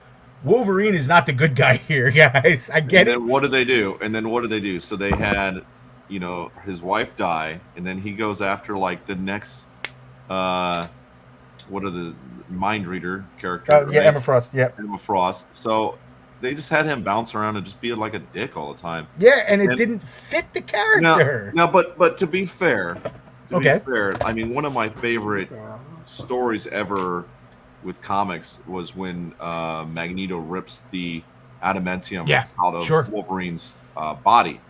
And he's basically dying. And Jean Grey like comes through like the afterlife to him and like pulls him back. Because so it's tricky. Like they definitely have a connection. And it's amazing when it's on the panel. And the Boy Scout is much like Superman, where, you know, Superman gets kind of boring after a while if he's a Boy Scout all the time. He's got to get a little edgy. So they do the same thing, but it works better with the X-Men because there's such a bigger cast of characters that they can kind of play with individual characters a little bit more. But Cyclops and Captain America, they sort of have to be their own thing, and they have to be the anchor. And so they play off each other in the Marvel comics very well. I think they did that with Cyclops because nobody likes Cyclops. That's true. Look at that Jarrell there. That's all I did. I was just poking Jarrell there. Except for this guy. Well, he always. I was waiting for him to look up. And I can't like anyone that I can't see him in the eye. That's all I'm saying. I can't trust anyone that I can't. That is his eye. That is his eye. Yeah. That is his eye. So Gerald, tell us why you're the only one on the planet that likes. Scott Summers. Yeah, he's the first X-Man. I mean, you gotta just put it that way. I mean, you know, he's the first X-Men. What is this? Captain America? What are we talking about here? He's not the first X-Men. You talk about the first Avenger. He's the first X-Man. He was the first. I think Jean Grey was the first X-Men. I guess we'll have to look that up. But I think I used to have the first book, and then my mom sold it in a garage sale when she got mad at my dad. It was tough. I was about to say that sounds difficult. Yeah, and ever since then, you know, that was his proof that Jean Grey was the first X-Man. I think. I mean, I always liked him. I thought he was. I think he's just a product of writers who wrote him bad. Ever since I think when I started getting into comics, Wait, you're saying that the guy who wrote X-Men for 30 years was a bad writer? No, I'm saying about. Are you telling me that Chris Claremont was a bad writer? Is that what you're saying, Gerald? Well, let me finish. We got him on the record, everyone. Well, he did write that when Chris, there was a great issue by Rick Leonardi. It was like the cover was a X-Men versus Mohawk. I mean, Cyclops versus Mohawk Storm. And it had like who will lead them, and it was a great issue, but they pretty much totally emasculated,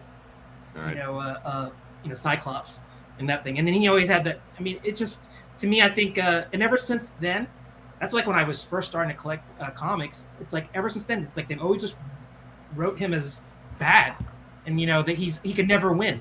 You know, he had like he went through that whole traumatic marriage with Madeline Pryor, who turned out to be the Goblin Queen. he fought the Master Mold by himself, and then there was a type where there was a series of comics where they thought he was just going insane. He felt like he was going insane. To defend Cyclops, he did the love of his life did turn into a world-eating demigod. That wasn't her. Remember? They changed it. It wasn't her. Yeah, that should never have happened. Yeah, so like they just totally changed that whole thing. It wasn't her.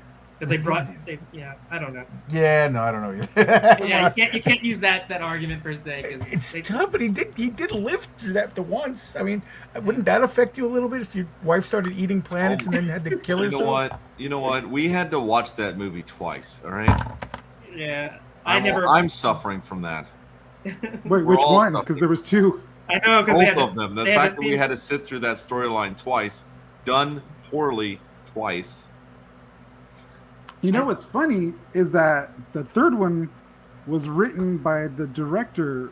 Okay, so X-Men 3 with Hugh Jackman was written by the guy that directed the next version of the Phoenix Saga, whatever. The last X-Men movie. That writer directed that movie, and he tried it again. He was like, "Well, he tried it. I can do this. I messed up. Let me fix my mistakes from the last time and just redo it." And I was like, "No, it was worse. No, just stop. I can fix it. I promise." All right, I'm messaging Chris right now and letting him know that Gerald thought he was a bad X-Men. You just totally put me in that category. It's like I just sort of was saying Cyclops was written bad. I didn't say Chris Claremont wrote him bad. Oh no, that's what I'm writing. Okay. He's a bad. Gerald is talking smack about your writing ability. Mm-hmm. Wow. Writing ability. Chris Claremont will be fine. Loves I think he'll be fine. Cyclops and thinks you did him dirty. And let's take a break to see. Let's see some art. I'd like to see what everybody's drawing. So I'm going to solo you out, Pete, real sec, and then we're going to go to Vic. And I'm actually drawing something tonight, so we can show what I'm doing too. So Vic, Pete, let's go ahead and go to you. I'm going to solo you. What you want to talk about? What you're drawing tonight? I have sketch covers. I have tons of sketch covers, and obviously I offer them up for commission for the most part. And I had my sketch cover guy had found some Evil Ernie stuff, and you ever get an opportunity to draw? I don't really draw a lot of horror stuff or a lot of this kind of stuff. No Lady Death, no, really I don't. So I picked up a couple. I said, why not? And within hours, I had someone messaging me in a group, hey, I'd love to commission you to do something on this Evil Ernie cover. I'm like, sure, what do you want? I was expecting some Evil Ernie stuff or whatever. Could you put Elvira on that? And I'm like, that's so in my wheelhouse, I can't say no. So I was super excited. Now I'm just, I'm just trying to get her face together because everything else is pretty simple. Not gonna lie, Elvira is pretty easy to draw. As long as you get the face right and she's tough. I think she's tough. See, as long as you get the eyes the way they need to, then it's just really big hair and curves. Big hair and big. Yeah, and big everything. Just big. All sorts of. She has a lot of arthritis in her hands, in the chesticle region. So I've been known to at cons when I'm with when Fat Guy Inc. Our studio is both of us, and somebody asks my partner for could you draw blah blah blah, sexy this, or could you draw Zatanna, can you draw this, can you draw that, and I end up getting the majority of the cheesecake commissions. That's just my cheesecake. And cheesecake and Conan the Barbarian. It's really weird. I've drawn so many Conan the Barbarian things. It's a lot of Judge Dredd too. Actually, now that I think about it, I've done a lot of those. I've done a lot of Judge Dredd. I like the helmet, and I actually collect 2000 AD, so that's probably why. Joe's a big Judge Dredd guy too. I'm a gigantic Judge Dredd fan. I absolutely adore Judge Dredd. Fantastic character. I got a stack of the books, old and new, somewhere around here somewhere. And reading it in 2000 AD is absolutely phenomenal because it's a little grittier, and a lot of the old, you go to some of the back issues, a lot of them are black and white and stuff like that, and it's like, okay, cool, yeah, this book completely works in black and white, so I dig it. It sounds great. Can't wait to see what this looks like when it's completed. Me too. So Vic, you ready to share what you're drawing? Can I just share your screen? Yeah. All right, let me go ahead and pop that up. Look at that. So I'm burning through our contest list that we're going to be announcing. Is that Gamera? No. No, it's I was about to say. Loggerhead, right?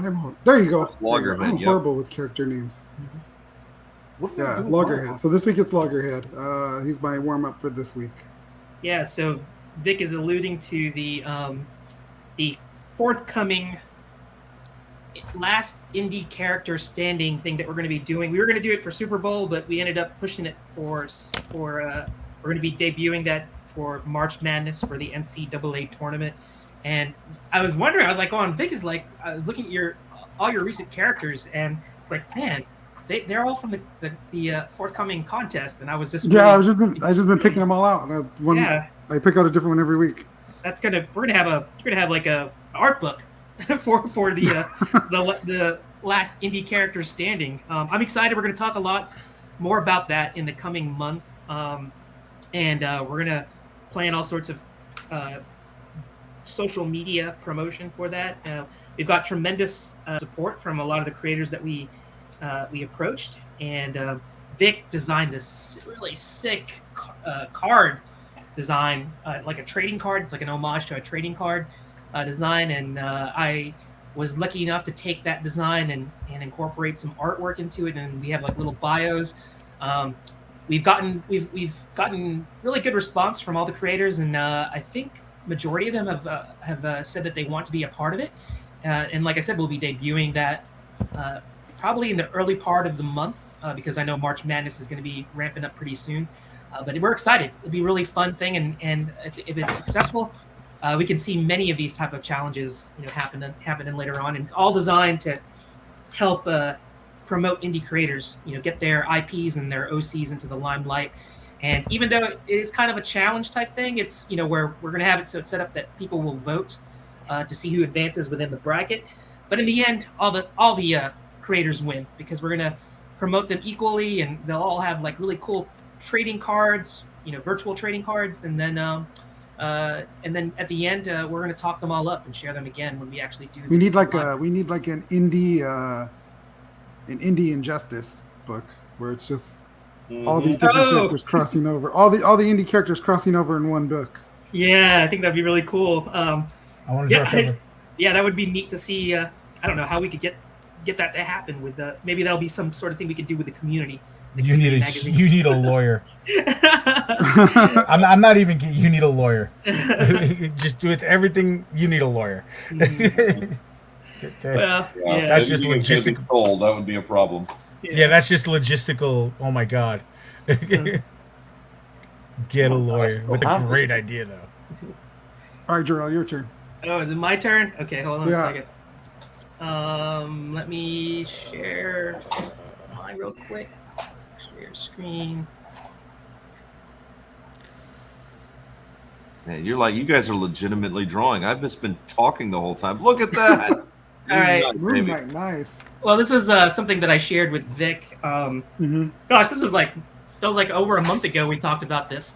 But I haven't, back when the Moon Knight trailer first dropped, that's around that same week I came up with this, and I just never got around to like working on it. So I promised Vic that I'd do some tighter pencils, and then maybe he could maybe ink it. I don't know, or color it. I'm not exactly sure what the deal was. You can do both.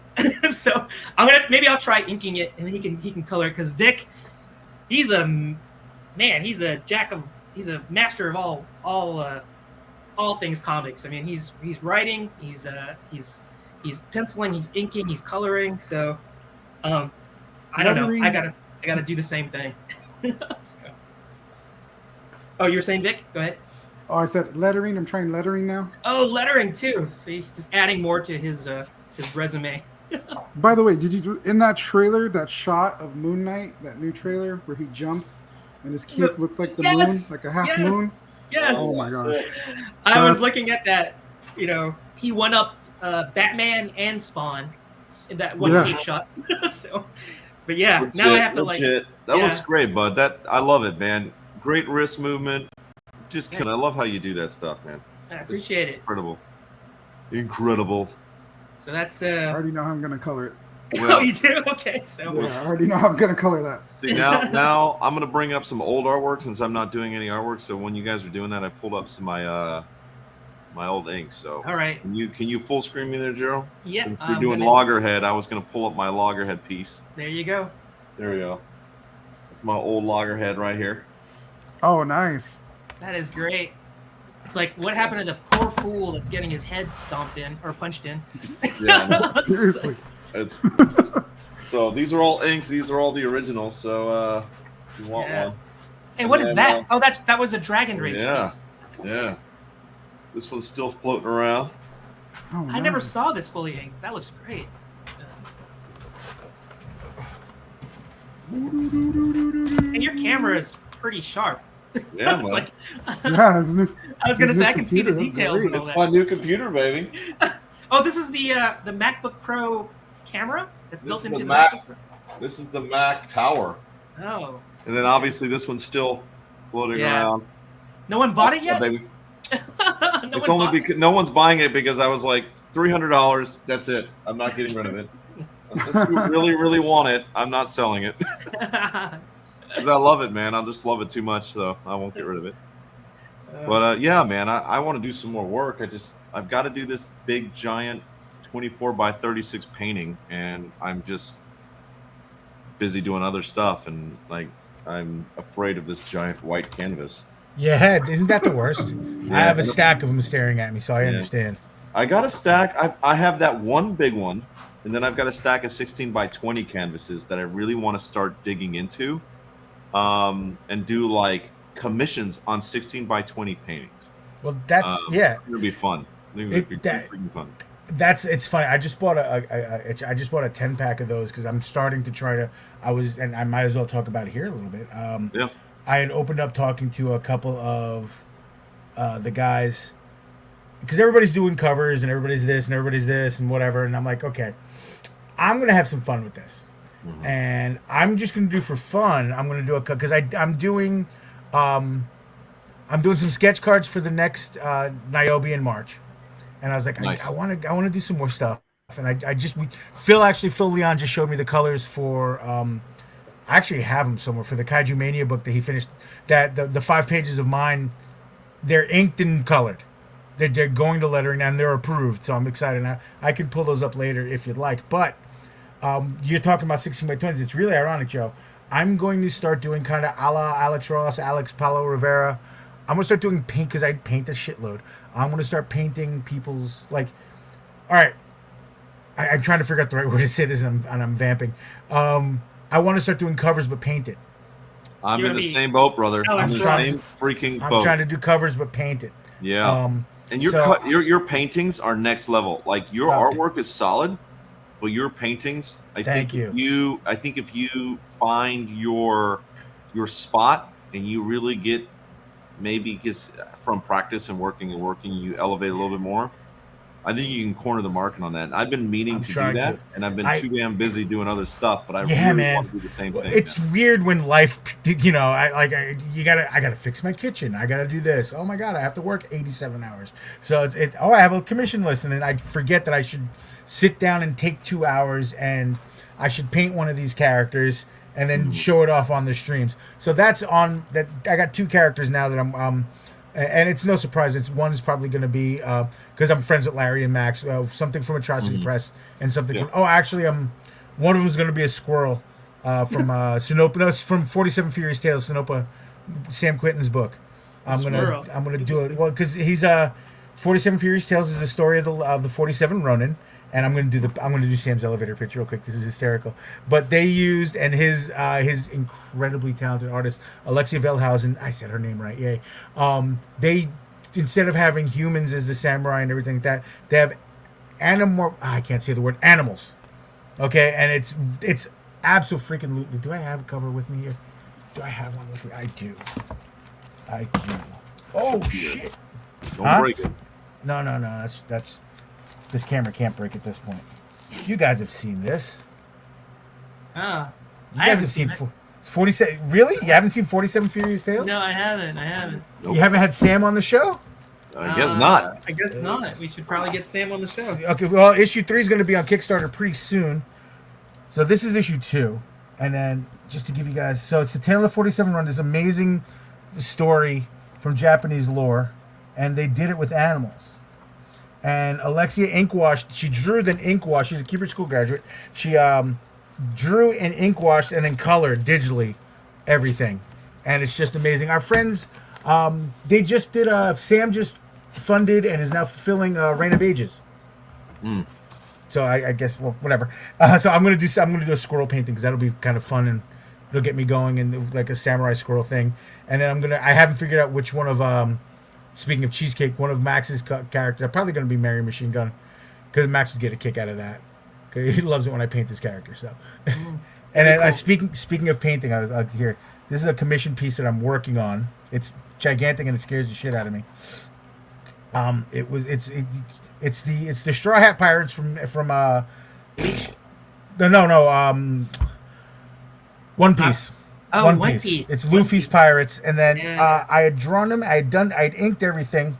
I got them the way they needed to be, and then as I started, because I was gonna watercolor the colors, and it just didn't pop the way I wanted it to. Mm-hmm. So this is a normal piece of Bristol board, okay? This is a normal Bristol, but this is acrylic paint.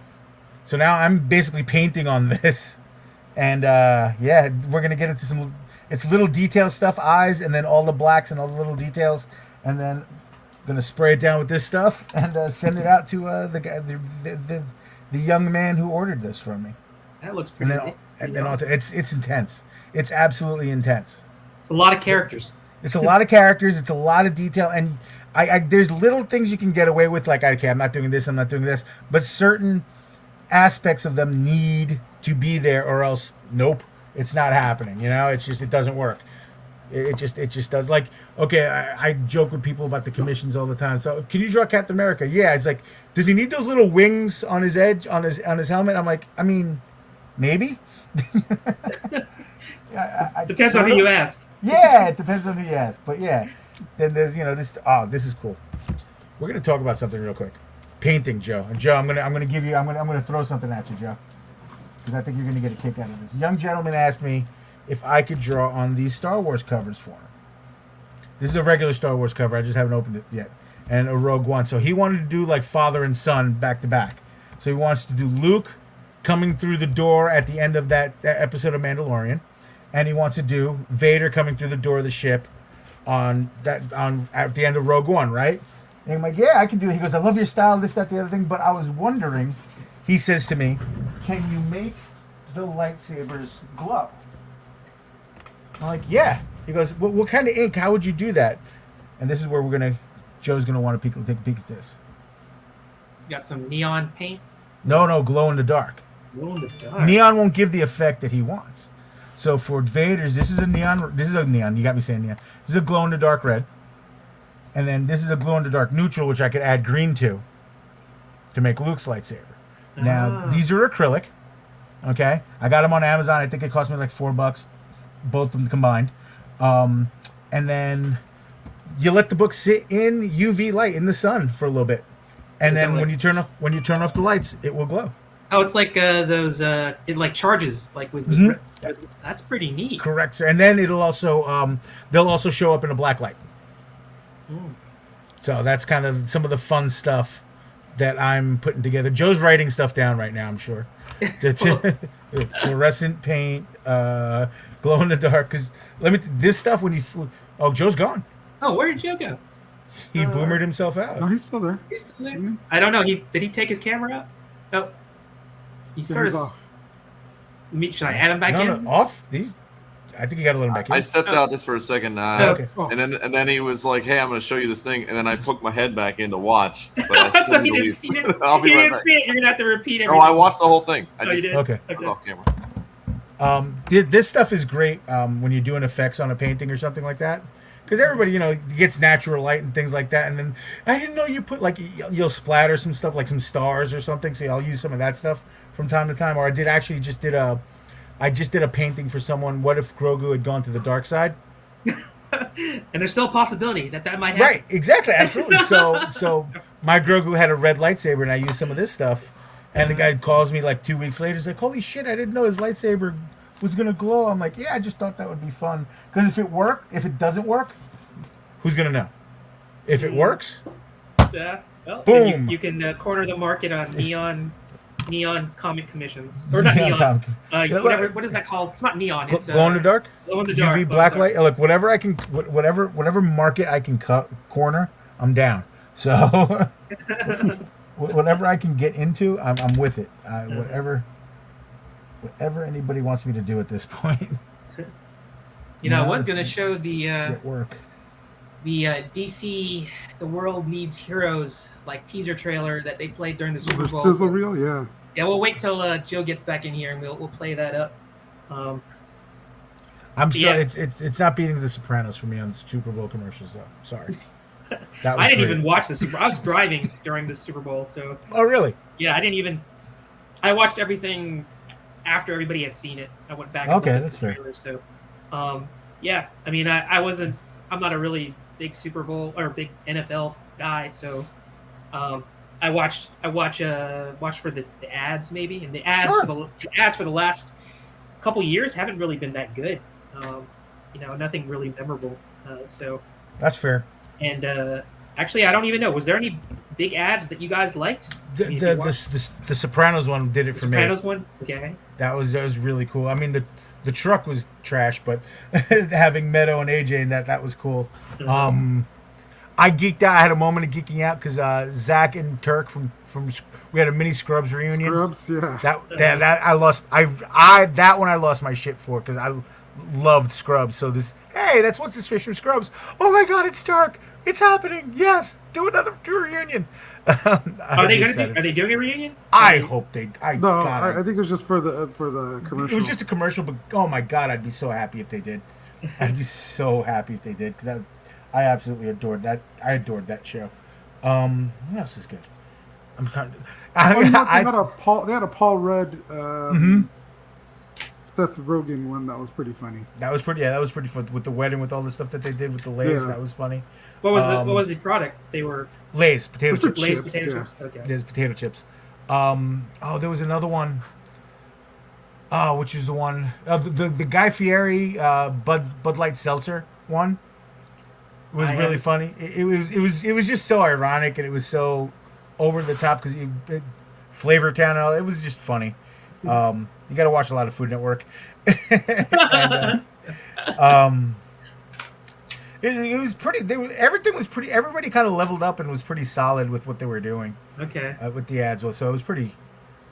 I was pretty impressed with most of it. Some of it was like whatever, but it was a Super Bowl. It was a typical Super Bowl. I think I think the advertisers kind of heard the theme of what you were saying, that the recent years they haven't really been upping their game, and I think a lot of them stepped up a little bit. A lot of electric car commercials I noticed. There was one for not Bitcoin, but there was one where it was just like the bouncing logo going around the screen. Mm-hmm.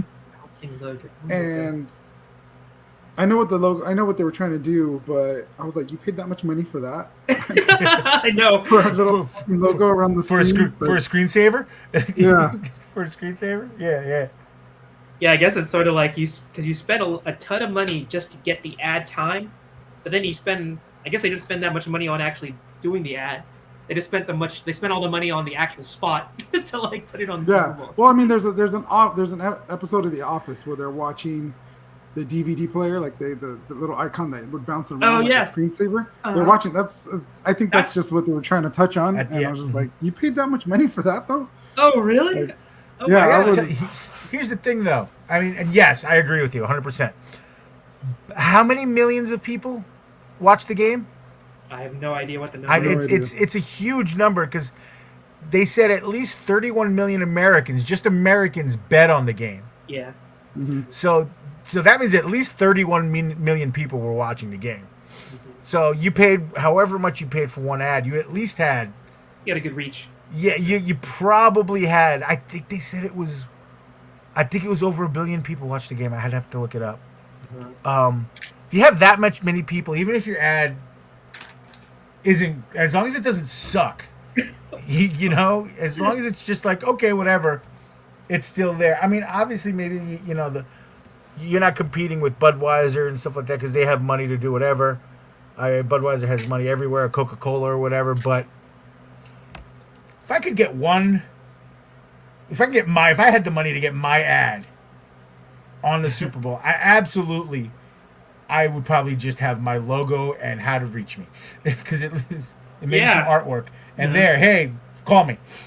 I'll take it from there. Please call me. Sometimes it's like you said, maybe if your ad does suck, people will be talking about it. Yeah, so it's almost like the reverse. Yeah. If you okay, now I have to look it up. How many people watch the Super Bowl? Because here, I had a marketing professor. Okay, this 84 million people in the United States. Okay, so that's so 102 million viewers. Okay, so 100 million too. 100. Let's just say, for argument's sake, 100 million. So he's like, think about it this way: if 10% of that, the people that saw your ad, were watching the game, went to your website, that's 10 million people. Yeah. That's 10 million hits on your website. That's staggering. Okay, if let's say half of that click some of your links and look through your stuff, that's 5 million people. Half of that, 2.5 million people, actually engaged with your content. Mm-hmm. Joe would explode if 2.5 million people started clicking on Comics Cast stuff, and you and I both know that. Joe would lose his mind. Then take that down half again. 1.25 million people actually clicked the button and bought stuff or bought your product from that ad. Yeah, shit.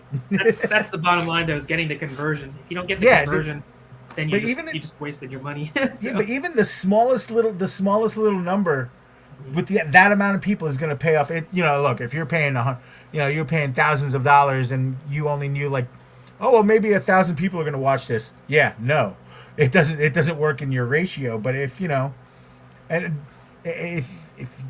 with an ad with marketing like that, if the money's like, okay, I'm going to use a perfect example. Was our show a couple weeks ago.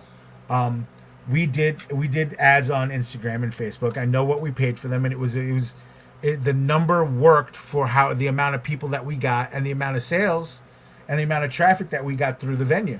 Mm-hmm. Everybody's happy. The venue was ecstatic. People are still talking about it, and it worked. Now, would I have paid Super Bowl money? No. Because if I had Super Bowl money, I'd be a lot calmer. I wouldn't need caffeine. I don't know. They say was it mo money, mo problem. So you just you'd have other things that you'd be stressed about. Yeah, the person who said that didn't have money. I'm sorry. I think it was Notorious B.I.G., right? He wrote that before, and he got shot. So let's. Like I said, he had other problems besides that. So I tell people all the time, if I'd be able to calm down and just do my thing and draw on my island. Yeah. On my island. Leave me alone. I'm on my island. I'm happy. But anyway, the Super Bowl, I think it was. I'm not even going to talk about the game because the game was great. The commercial was great. Halftime, I adored halftime. I heard it was good. It was Dr. Dre, Snoop, who else Eminem, Mary J. Blige was there. Yeah. Kendrick Lamar was there, and they surprised everybody with 50 Cent. Oh, and it was fun. It was definitely a throwback for Gen X. Mm-hmm. So there was no wardrobe malfunctions. No. That group isn't about that. That group isn't about that. I think they all should have ripped away their crotch covers. They just had jeans on, which was funny. I think the funniest thing that came out of that was people. I don't know who got upset that a photo leaked that first off, it's legal in California, but anyway, that Snoop Dogg smoked a joint before the performance, and people were like, that's shocking to you? Yeah. I'm shocked he wasn't smoking on the stage. Like, what are you talking about? Snoop Dogg admittedly smoked in the White House. Yeah. What are you guys talking about? Interesting. it's funny to see the new generation freak out about stuff that we were all like. He lit a blunt. He lit a blunt in the building. Well, in a state where it's perfectly legal, and it's Snoop Dogg. Well, I'm just saying, it's like now they freaked out about that. I mean, a couple people freaked out about that, but look, don't worry. Gen X came through and said it's Snoop Dogg. Sit down. It's funny. It's funny how many people like embrace that part of Snoop now, because like he has a show with Martha Stewart. Yes. Yes. And they're advertising lighters right now, and it's Martha Stewart and Snoop Dogg together, and it says Martha Stewart, you could use a lighter to light a candle, and it says Snoop Dogg, you could use the lighter to light something else. Like they just totally leaned in and totally owned it. Like, you know, and they know what he's about. The best thing about that relationship is it's like a love letter to all the cancel culture people. Yeah, absolutely it is. If what she did and she got in trouble for, what was it, 12 years ago or whatever it was? Was it insider trading or something? Yeah, like that? insider trading. She got in trouble for that, but I'm talking about for her wedding thing that she hosted. Yeah. Or whatever. If that had happened and it came out now, people would be like, cancel her. Never. Right. She hates black people. Like, and admittedly, even me, who's like, whoa, let's like slow down. I was taken aback by that. I was like, are you serious? You thought that was a good idea? Like that's bad. That's very bad. But clearly, she's got people that she's friends with, and she doesn't give a fuck what their race and nationality is. Like the guy who decided, yo, Martha, you should do a cooking show with Snoop Dogg. What? Just do it. The guy who got her to do it, genius, because it's hysterical. It's great, and Snoop talks about it proudly. Well, he should. They're both raking in like tons of money. Yeah, he talks about it proudly. He's very proud of it and stuff like that. There's I've actually go ahead. They even hosted that puppy bowl that goes on in time together. I believe I'm safe to say that I'm the only one in this panel that has seen Snoop Dogg live. Oh yeah, for sure. Yeah, you are. I haven't seen him live. Only because I'm a boring man who doesn't go out into the clubs and again. Elevator pitch for this story, really quick, while we're seeing this incredible artwork.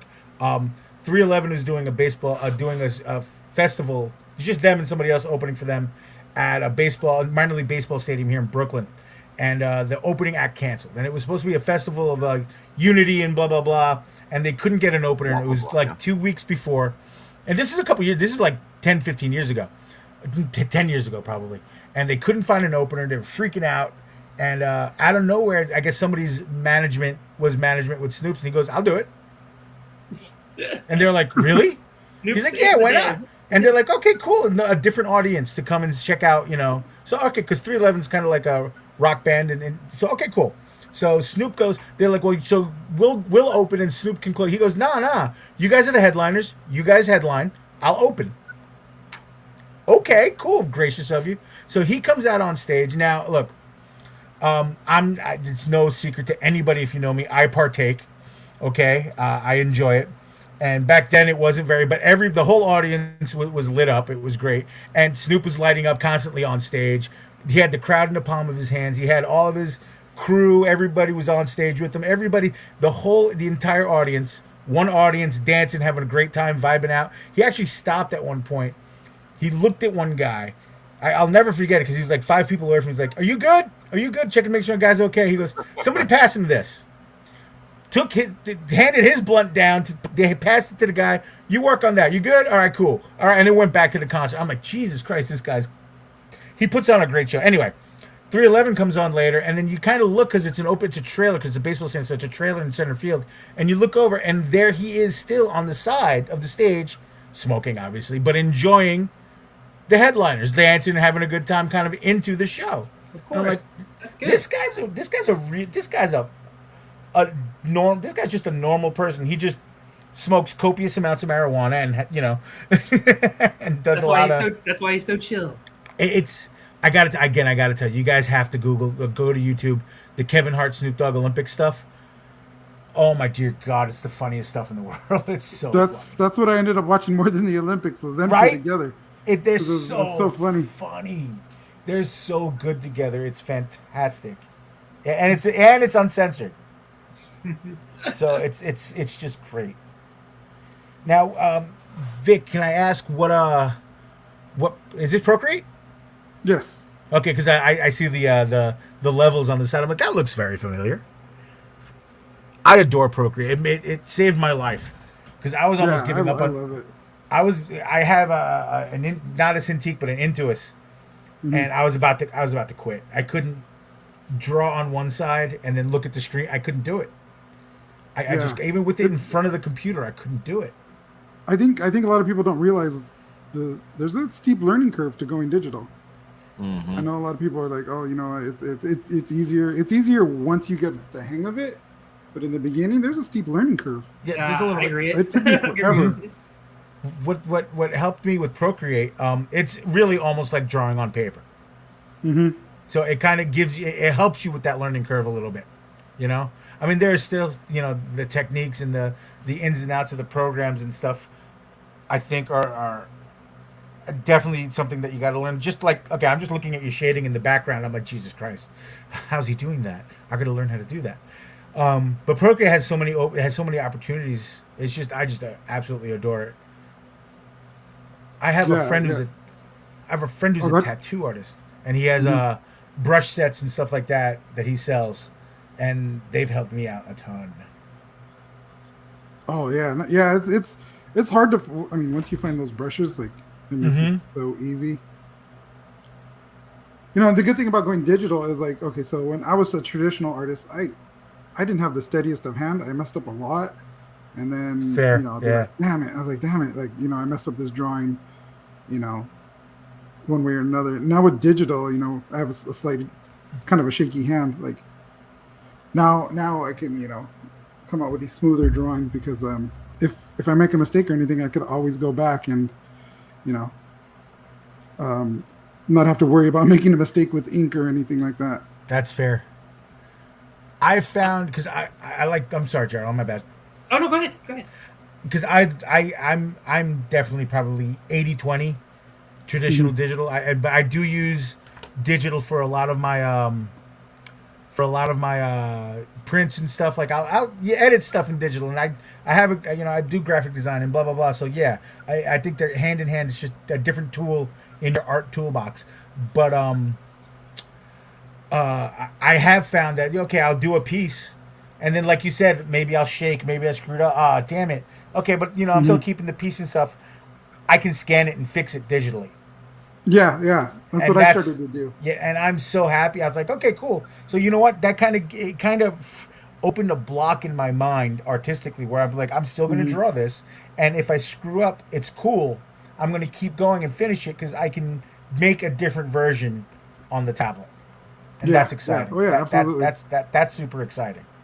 All right, just for everybody, this is kind of what Vic's working on. He's working on Loggerhead that is from the Kara Prime universe, from Brian Silverback's work. Now, this is an old campaign, April 13th, so don't go running to Kickstarter being like, where is this thing?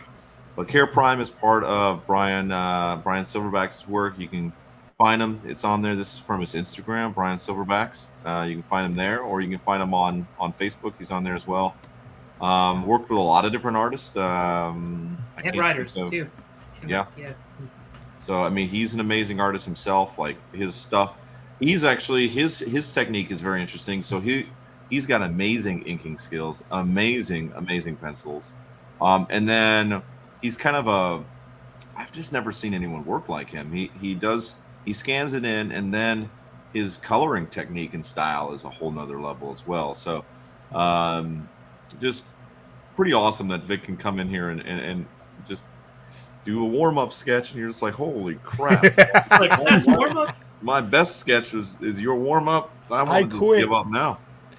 But love that he's running that down. And yeah, maybe in the long run we'll have maybe we'll license some characters from different people's work, and if there's a market out there that wants sketch cards, man, I'll tell you what, if people were to go and just flood Comics Cast, if I had over 100 people that said, you know what, I will buy cards if you guys were to get a license for these characters, and I'll buy the cards, I would get artists on that so fast. Like, I would be paying artists to do that because Upper Deck does it, and I'm telling you, we don't get paid a lot for Upper Deck, and I will gladly pay what Upper Deck pays other people to do big IPs, I will do it in a heartbeat for freaking indie characters. But there's got to be a market for it, or there's just no way to do it. Number one, see, I told you that if he got 1 million people to come to the website and click links and stuff, he would lose his mind. I told you. Number one. So the answer is to advertise Comics Cast on the Super Bowl. Yeah, on the Super Bowl. Yeah, Comics Cast cards. Maybe on Hulu. I've been thinking about advertising on Hulu for quite a while, but I want to make sure we have, like I said, 2022 is about building products. So we're gonna have some product to advertise other than just watch us, talk on our shows, which is fine, And maybe one day YouTube will pay us to do it. That'll be great. But I want to make sure that we're making a difference for the community. That's where the money needs to be being made. That's where the money needs to be spent. Is how to build the community. I'm not worried about some YouTube dollars coming in. I just need we just need money to be able to make the stuff sing. That's all. Fair. All right. That's fair. Let's go back to his stream. There we go. Oh, there we go. All right, man. That is look at those lines. Come on, Vic. I need you to slow down. You know what? I don't think you can. You know what, Vic? I'm gonna say I see. Wait, I was gonna say I see one bad line, but if I can find it, let me see here. That's gonna be hard to find there. I even like how you did the raps. Like your shading is just freaking insane. I love it. Oh no, man! I think I see one, and then I'm like, no, that's right. Damn it! I give up. All right, no more. I love how you did the. I'd love to hear from. Actually, you know what? I'm gonna message him right now. See if Brian wants to jump on, talk about your work, because he's always been frustrated by moving the character's face forward on the. So he always has it at like an angle. Yeah, it's because if you don't see like Loggerhead's characteristics, I mean that makes him different from like TMNT, is that really pronounced like snout, and with the teeth that are almost like skull-like, like teeth, something like that. So it's, I can understand why it's difficult. And then you can see like Vic do it, and it's like, oh, why did I think about that? So just really cool. A lot of studying. I looked at a lot of turtles. I was about to say the research must have been intense. Mm-hmm. So while you're doing that, do you want me to show the DC? Yes. World DC Hero. Yes. Yeah, let's do that real quick. Worst vampire in history. Took 2 decades to become a bat. It's not that long, but. All right, let's watch this real quick. Yeah, this to the stream. This actually got me. It's like DC has been up and down with their DCU, and I like watch this and I go, maybe they finally are getting their act together, because this sizzle reel looks really good. So here we go. Let's play this. Who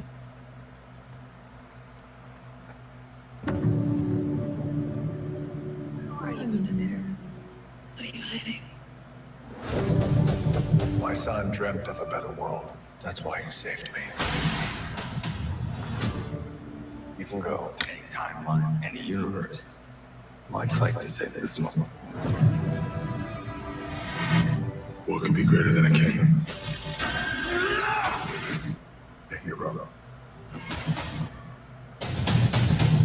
I just got goosebumps.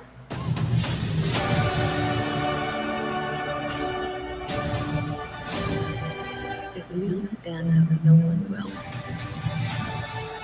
Come with us. There's a glorious world out there, waiting for you.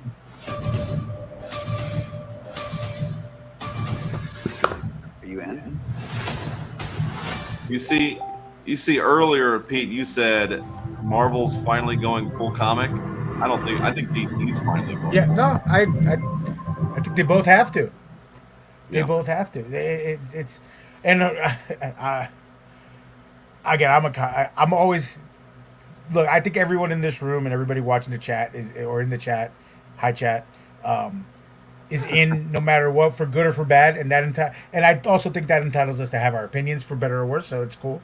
But they don't market and they don't do a lot of things, and this is the corporate thing that Joe and I are not big fans of, that they're going after casual fans because that's where the money is, and that's fine. I get it. I get it. It's fine, whatever. But every once in a while, if at the very least, like I said, and like Joe, go comic book, because you can still go comic book and make one of these big flicks. I'm with it. I'm even more excited. So that's, I want to feel the way I felt at the end of the first Avengers movie when Thanos turned around and then we all, ooh, but only half the theater went, ooh, because the other half of the theater had no idea what was going on. And they're like, hey, people come, hey, you're a comic nerd. What was that? I was never prouder. Right. Well, I remember I watched, the third time I watched the first Avengers movies, it was a matinee during the day. And it was like noon. So there was like 7-8 people in the theater. So Thanos happens. I'm like, cool, this is great. And I legitimately had 10 kids come up to me. He's like, who was that?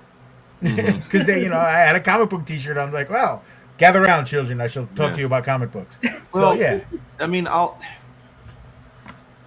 then the parents came over and were like, get away from that man. No, Dad was there. Dad was there. Dad was there too. Not Santa Claus. He's Dad not was Santa there Claus. I'm definitely not. So I mean, I'll put an example out there to make my point. So, what was it? Batman vs Superman or BVS or whatever they called it. That's a perfect example of they try to make a movie for everybody, sure, for the noobs, and for anyone who just doesn't know comics, and it didn't do well. And my argument to stop saying they need to make comic books for comic book people, they shouldn't make comics for comic book people. They need to make comics and adapt them right, because they're already proven IPs. They're already proven stories. So, like, perfect example, BVS.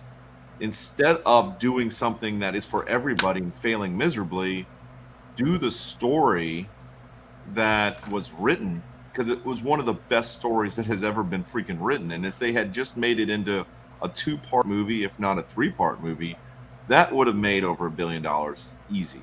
If they had just done the time and put in the effort to build it right, and then represented that character the way it needed to be represented. Instead, they jumped right into this fight, and it didn't make any sense.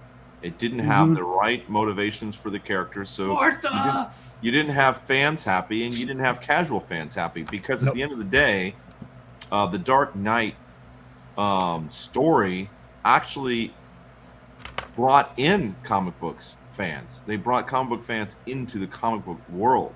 So it was already a proven element. So when you say things, when you said, you should make comics for comic fans also, I think that's interpreting the situation the wrong way. They should make comics based on the comics, or movies based on the comics, closer adaptations, because at the end of the day, it's already a proven formula. And if you adapt it to the screen properly, then you're going to make casual fans of those characters, because they're done much better that way. That's why Iron Man did so well. Even though they adapted the character to the screen, you're not getting the drug use, you're not getting a lot of the other stuff, but they adapted it for a total audience, but it still had that faithful character adaptation. So that's fair. That, and you're seeing it. I think you're seeing it in the $1 billion that Aquaman made. That was a faithful adaptation, and it was a comic book character, like straight up. He was a full-on comic book character, and he made billions of dollars. So, if I could put an addendum to that, though, Jason Momoa is a comic book character by himself. Well, yeah, by himself. Casting is important for sure. Yeah, they that was that is DC's Hugh Jackman. Is Jason? But you know what? I'll have to caveat on that, because he's also not like the character. That was a good example of adjusting a character's backstory a little bit and adjusting how a character looks, and saying, okay, he could be another blonde white guy, but we went in another direction. I think they took the long-haired Arthur Curry from the Grant Morrison comic books, and they like, he was probably Aquaman on a 6, maybe a 7, and they turned it all the way up as far as they can, and then Made boosted it. It was like fucking shit. Yeah, exactly. Let's like you made Aquaman cool by itself. And then they made fun of it with the in Justice League. Oh, I heard you talk to Fish. Okay, cool. Well, now he does other stuff to Fish. Right. You're watching Peacemaker. Well, hey, look, that's none of my business. But you stared what you at do under it. the water stays under the water. Exactly. It's like Vegas. It's perfectly fine. Do whatever you got to do. But yeah, no, I'm with it. You know who you can thank Zack Snyder for that, because I think Zack Snyder was behind the whole art direction for Jason Momoa looking the way that he did. You know, he made under the water with the red. Oh God, I'm with it. With the red? I'm absolutely with it. With the red light when they're fighting the creatures from the demons. Yeah, with the flare when he goes in with the flare. That was just stunning. Yeah. But that was the director. That I wouldn't give that credit to him, but that was definitely the director's on another point. But that actually kind of ties into what I talked about earlier, which is if you're gonna develop diversity in your cast, don't do window dressing. You know, they didn't get a blonde white guy like let's say, even though I was down for Brad Pitt playing like an older Aquaman, I thought that would have been kind of cool. They didn't go that route, and what they didn't do was they didn't pick some white blonde guy and then go, okay, well, his love interest is going to be Mexican, his mother is going to be black, and then somehow we got to make him white, so maybe his father's a white guy or something, you know, who's like a bad villain. Like they said the main character is going to be this guy because we're going to make him cool as shit.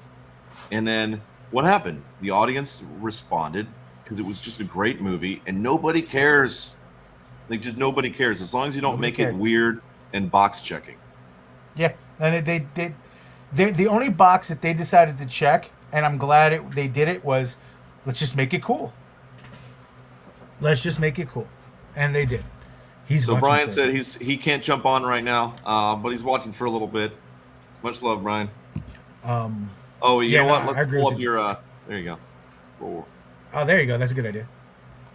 So which one's better, his thumbnail or Vix? Which one would we go with? A little bit different art style. That's if Loggerhead showed up in Ameri-Kaiju. Yeah. Love it. I just hope they don't drug test, because he might, there might be some performance enhancers. Oh, I'm just saying. As long as you're not if you're Russia, it's okay. Yeah, no, yeah, well, that's okay. That's fine. Little current events for everybody. There's a little bit of a little scandal going on right now. It doesn't. She fell, so it doesn't pay. Oh, it doesn't pay. It doesn't pay. Be like the Canadian guy who's just smoking the reefer and snowboarding. That's okay. Oh, nice. Already signed. Done. Yep. Well. Done. I love it. And you're just not going to do the paint by numbers on it? Throw some green, call it a day. I could, I could take it into Photoshop. No, man, you're awesome. I'm not here to. I got plenty of other stuff. I love it.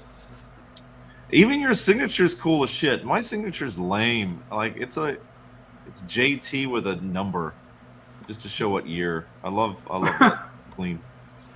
That's because Joe wants to cop Justin Timberlake when he like. I don't know what Justin Timberlake's. I have no idea. JT.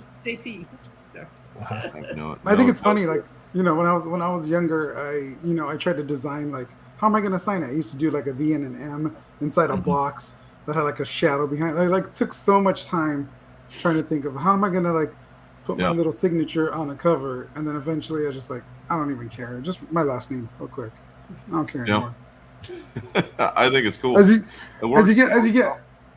get older, you're like, I just want to be done with it. That's the last thing I always do. Once you put the signature on, you don't want to put any effort towards it. Yeah.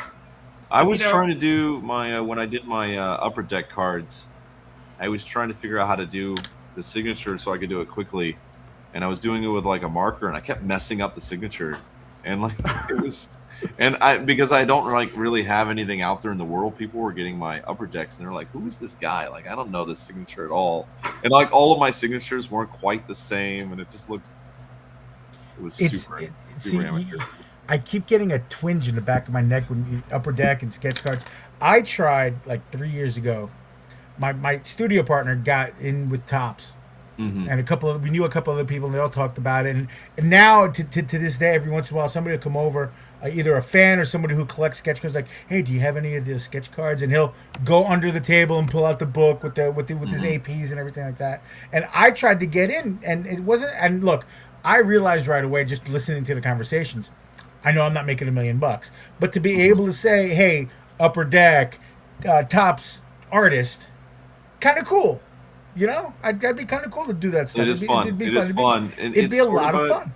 Yeah, and the problem is right now, I guess they went through a whole bunch of new management and stuff. So a lot of the connections that we had, and I want to say, did I share you to the Upper Deck artist group page? Yeah, and they denied me, and it's actually perfect that you bring that up. And oh, really? They denied you? Well, here's the thing. I've noticed, and you seem to be outside of this. You seem to be outside of this norm, Joe. I'll ask people who do sketch cards locally here at shows and stuff like that. Hey, who did you call? You know, I'm curious about doing it myself.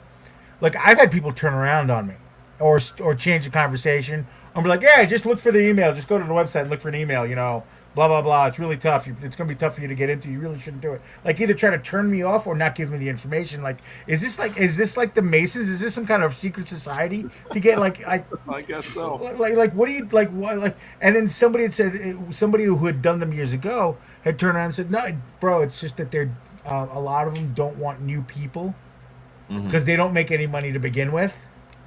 And the secondary, selling stuff on eBay and the artist proofs at cons and stuff like that, that's where they're making good money on it. And they don't want to have a bunch of people, blah, blah, blah. You know, they're not being selective because they're protecting their craft. They're protecting their wallet. And I'm like, all right, I respect that. Not enough money in there to protect it, but that's fine. Yeah, there's not. He said that too. It's like, you know, when you're getting, you know, that's decimal weird. Points in the wrong place for sketch cards.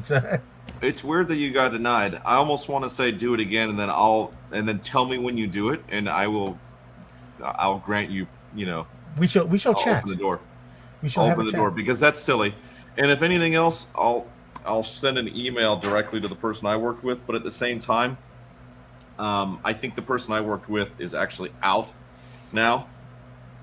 I can't remember the person's name, but I'm pretty sure they're out. But at least I could do is try to force you through the door. Like, I'm big. I've been forced through a lot of doors, so I'm with it. Yeah, but again, it's there's no money behind it, and I'm all about finding. I love that the little white drops you're putting in there for the shine already. Just right in there, like it.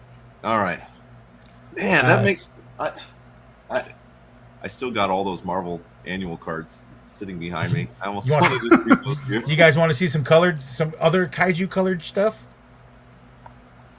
Yeah, I got something in the share right there that Mr. Phil Leon, the electric. Oh, see, Brian is saying he's got a good fair point. I think you have to have a set already in, but I don't remember having a set. Maybe somebody invited me once I already had a contract or something.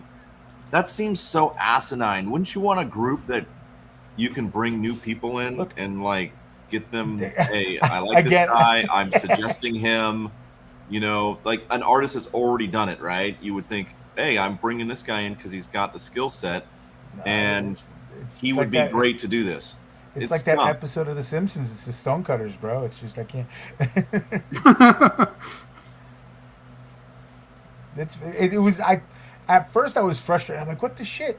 And then I started it's not really gatekeeping. It's just we only have X amount of pie, and you look like you eat a lot of pie, so no, we're not letting you in. I'm like, all right, it's our pie. Yeah, exactly. God, the detail in the shell, Jesus Christ, man. Yeah. The stuff in the shell is so cool. Like, it's just so. He's a super turtle. But it feels like it's like it would be like rough and like it would scratch your hand if you touched it or something. I love that I just nudged Vic just a hair, and now it's going to turn into like a full masterpiece. And he's like, "This was only supposed to be a warm up, jackass." I'm warm now. What do I do now? He's hot now. Nah, he's I guess so. All right. Well, we didn't really talk too much about DC when that came up. All right, let's talk about the hot topic. What are we doing about the Batman situation? So What's the this situation?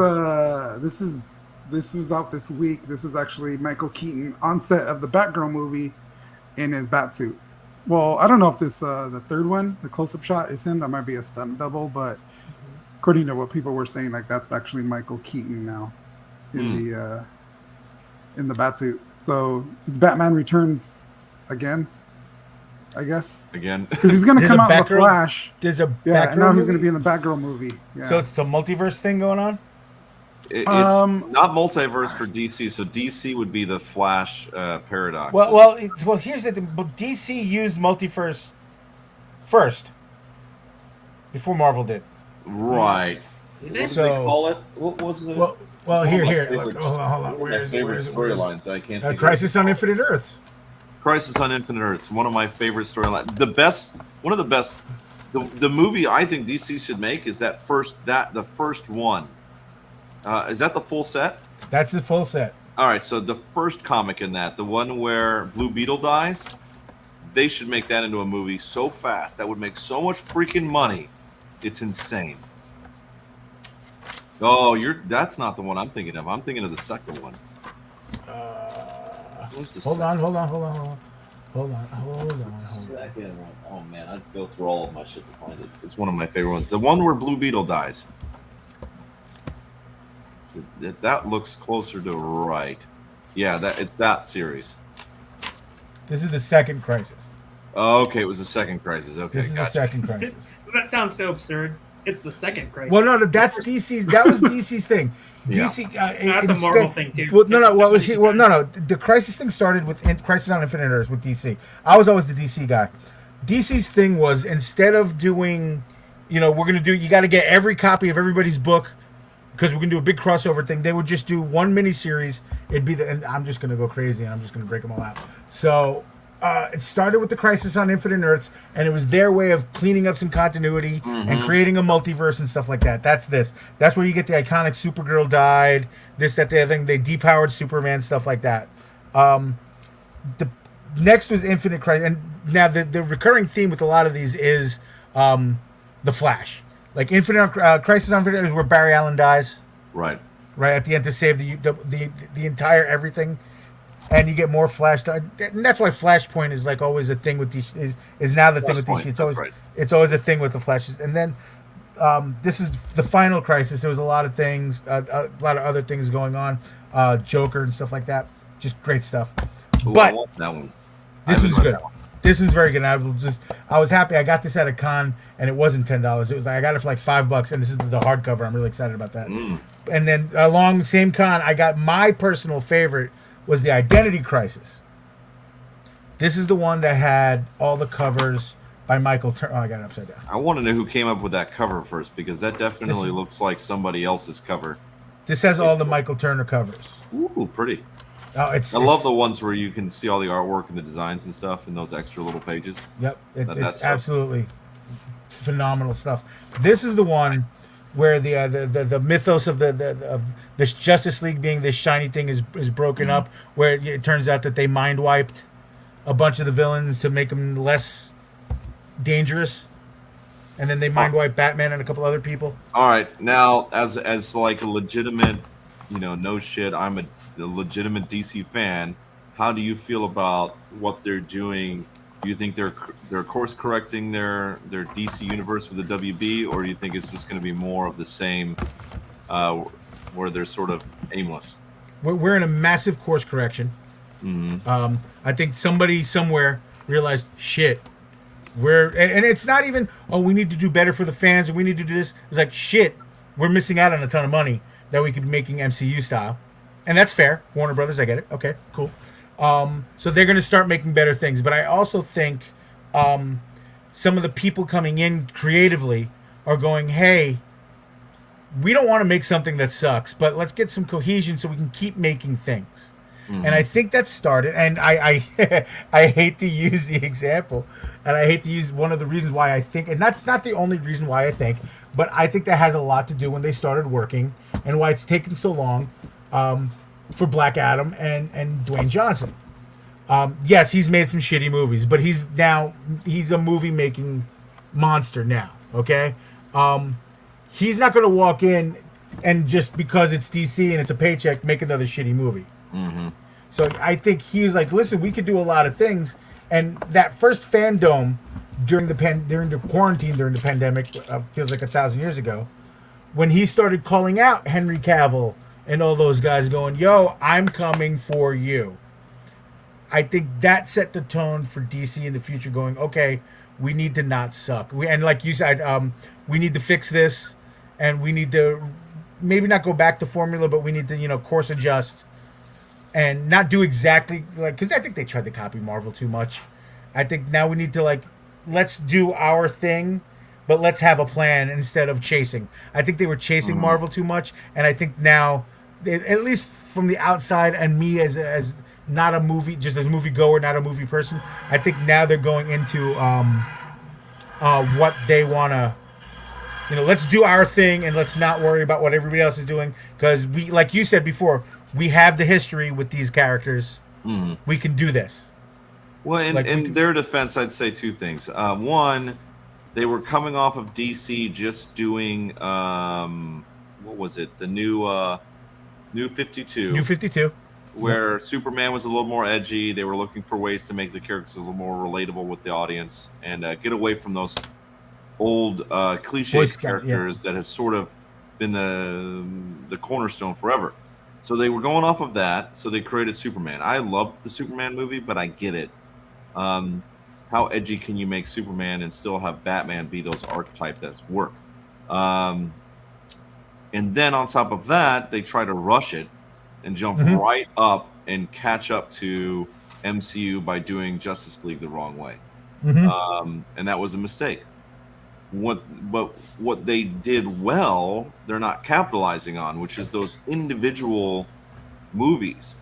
The Wonder Woman, the Aquaman, those two were really, really great. And instead of slowing down and building these characters up, and they could have made another Superman movie by now and fixed that character easy.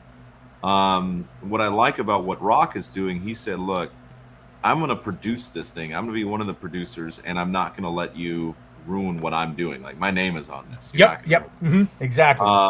So he went in there and he was like, and one of the things that a lot of people don't know is that the Rock's agent also has Superman's actor, and I can't think of his name, Henry Cavill, is also in her studio. So that when he called Superman out, it was really sort of more like saying, I don't want Henry Cavill to leave. Like, for me personally, and I know I'm in the minority here, I absolutely love his Superman. And I think with very small, minimal adjustments, it would be great. And I want to see that fight. Like, that's the fight I want to see. I want them to introduce Black Adam. I want him to fuck some shit up. And then go, wait a minute, there's Superman. He's going to put me in my place. And then have Superman get his ass whooped because Superman can't fight magic. So what are we left with? Bring in who we already know has got a good franchise, which is Captain Shazam. Shazam, right? We can't call him whatever. But Shazam then comes in and we have that great moment. And that could be 4 films and you've got yourself a good franchise moving forward. And Wonder Woman just keeps doing her thing. I liked Wonder Woman 2. Was it as good as the first one? No, but Wonder Woman 1 was so good that it's like those movies you just don't compare to other ones. Like, it was give it a pass, What I like, and completely outside, and this is for the ladies, if you do get those 3, that's probably going to be the first time in modern comic book movie history that you'll have 3 actors that don't need padding in their suits. First off, because they're all just monsters, bastards, genetic freaks. But I'm all on board with what you're saying right there. And just really quick, when I said DC, I didn't say DC owned the multiverse. I said DC had it first. When they own it, it just they did it first. Flashpoint, but no, they did it. They used multiverse with Crisis on Infinite Earths, but it belongs to everybody. I can have a multiverse. You can have. It's like Oprah. Everybody gets a multiverse. Yeah. That's funny. But the thing that with the Justice League that always bothered me is they still haven't figured out Batman. So that's why I'm really in a position right now where I just hope this Batman movie works.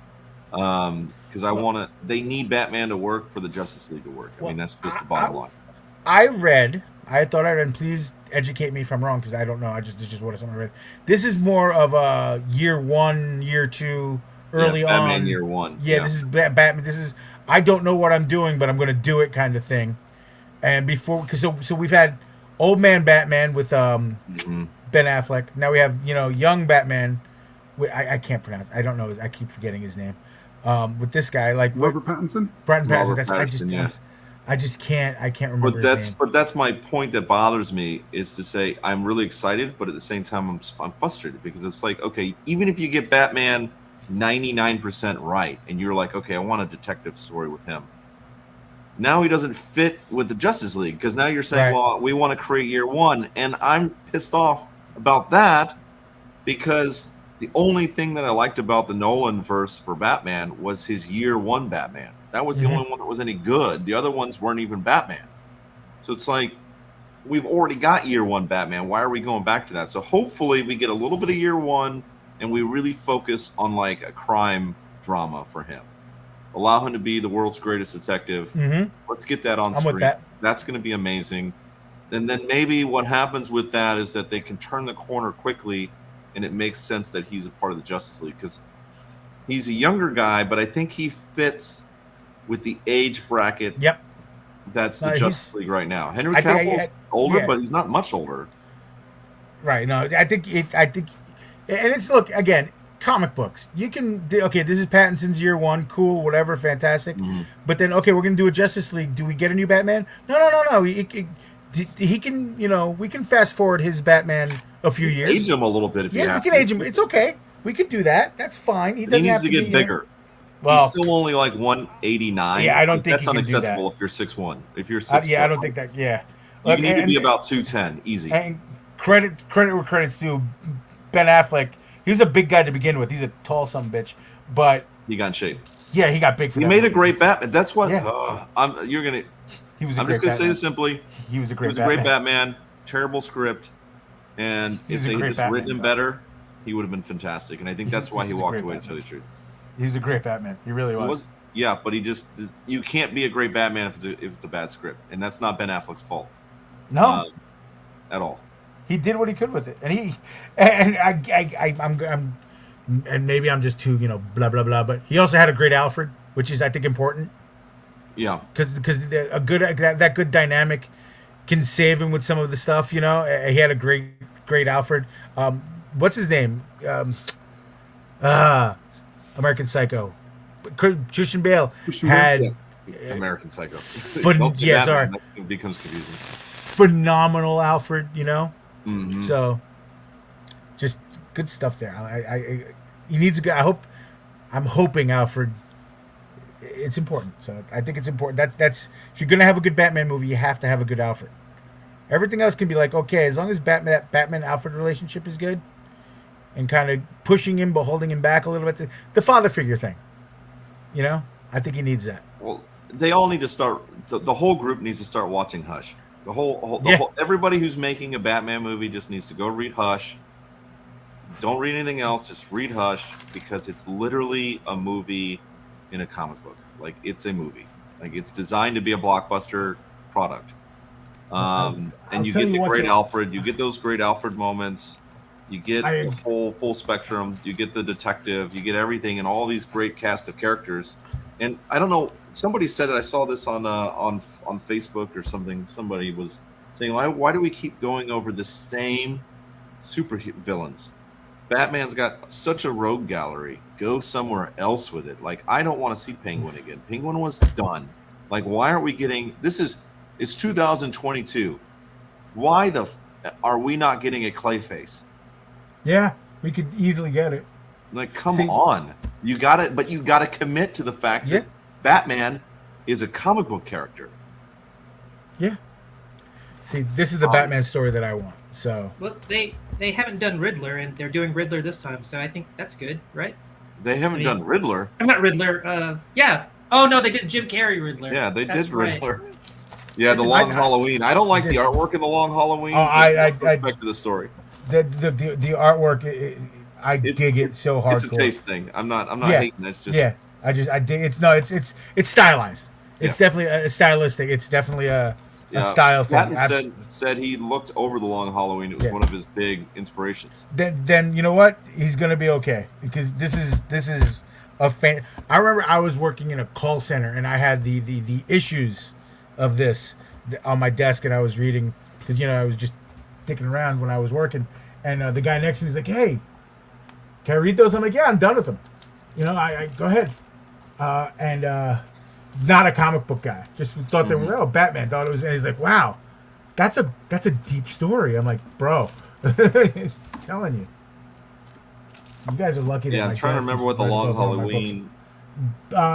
It was all about. Oh right, it was the serial killer. Yeah, who was the serial killer? Yeah, I watched the animated version. Yeah, revolving around the mafia.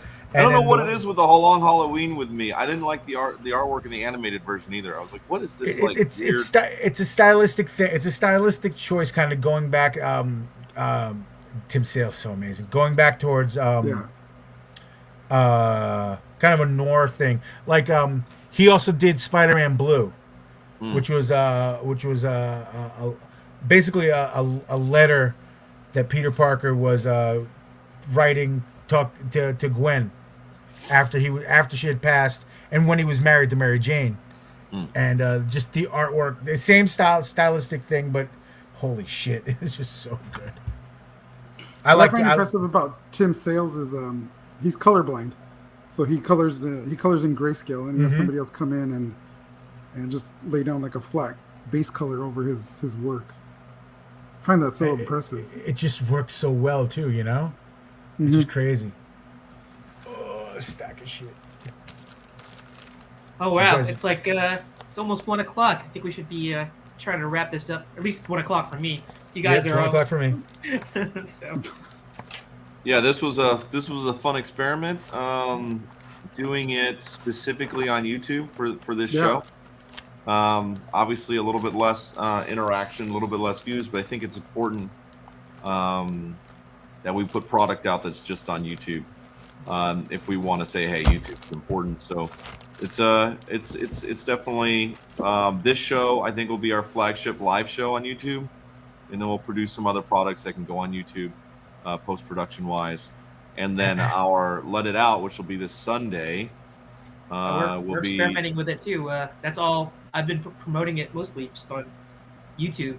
So okay, and that one will only be on YouTube as well. Well, yeah, I've only linked it to YouTube, but I did go to our Facebook page and say it will be it'll be on YouTube. So yeah, the thing is, I still want to find a way to make sure that we create an event if we didn't already do that. I did. I created an event. So when it happens, like people will still get notified like it's happening on Facebook, and then they'll just go to YouTube to watch it. Like however we can make that work, I think will be good to go. But this was fun. I think you guys have killed it. Like now I've got to start drawing. Like this is silly but someone has to talk to the guest. Terrell I know I didn't talk that much this time. So I actually was very quiet this time. Multitasking is wonderful. I'm terrible. All you see if I'm drawing is this the whole time.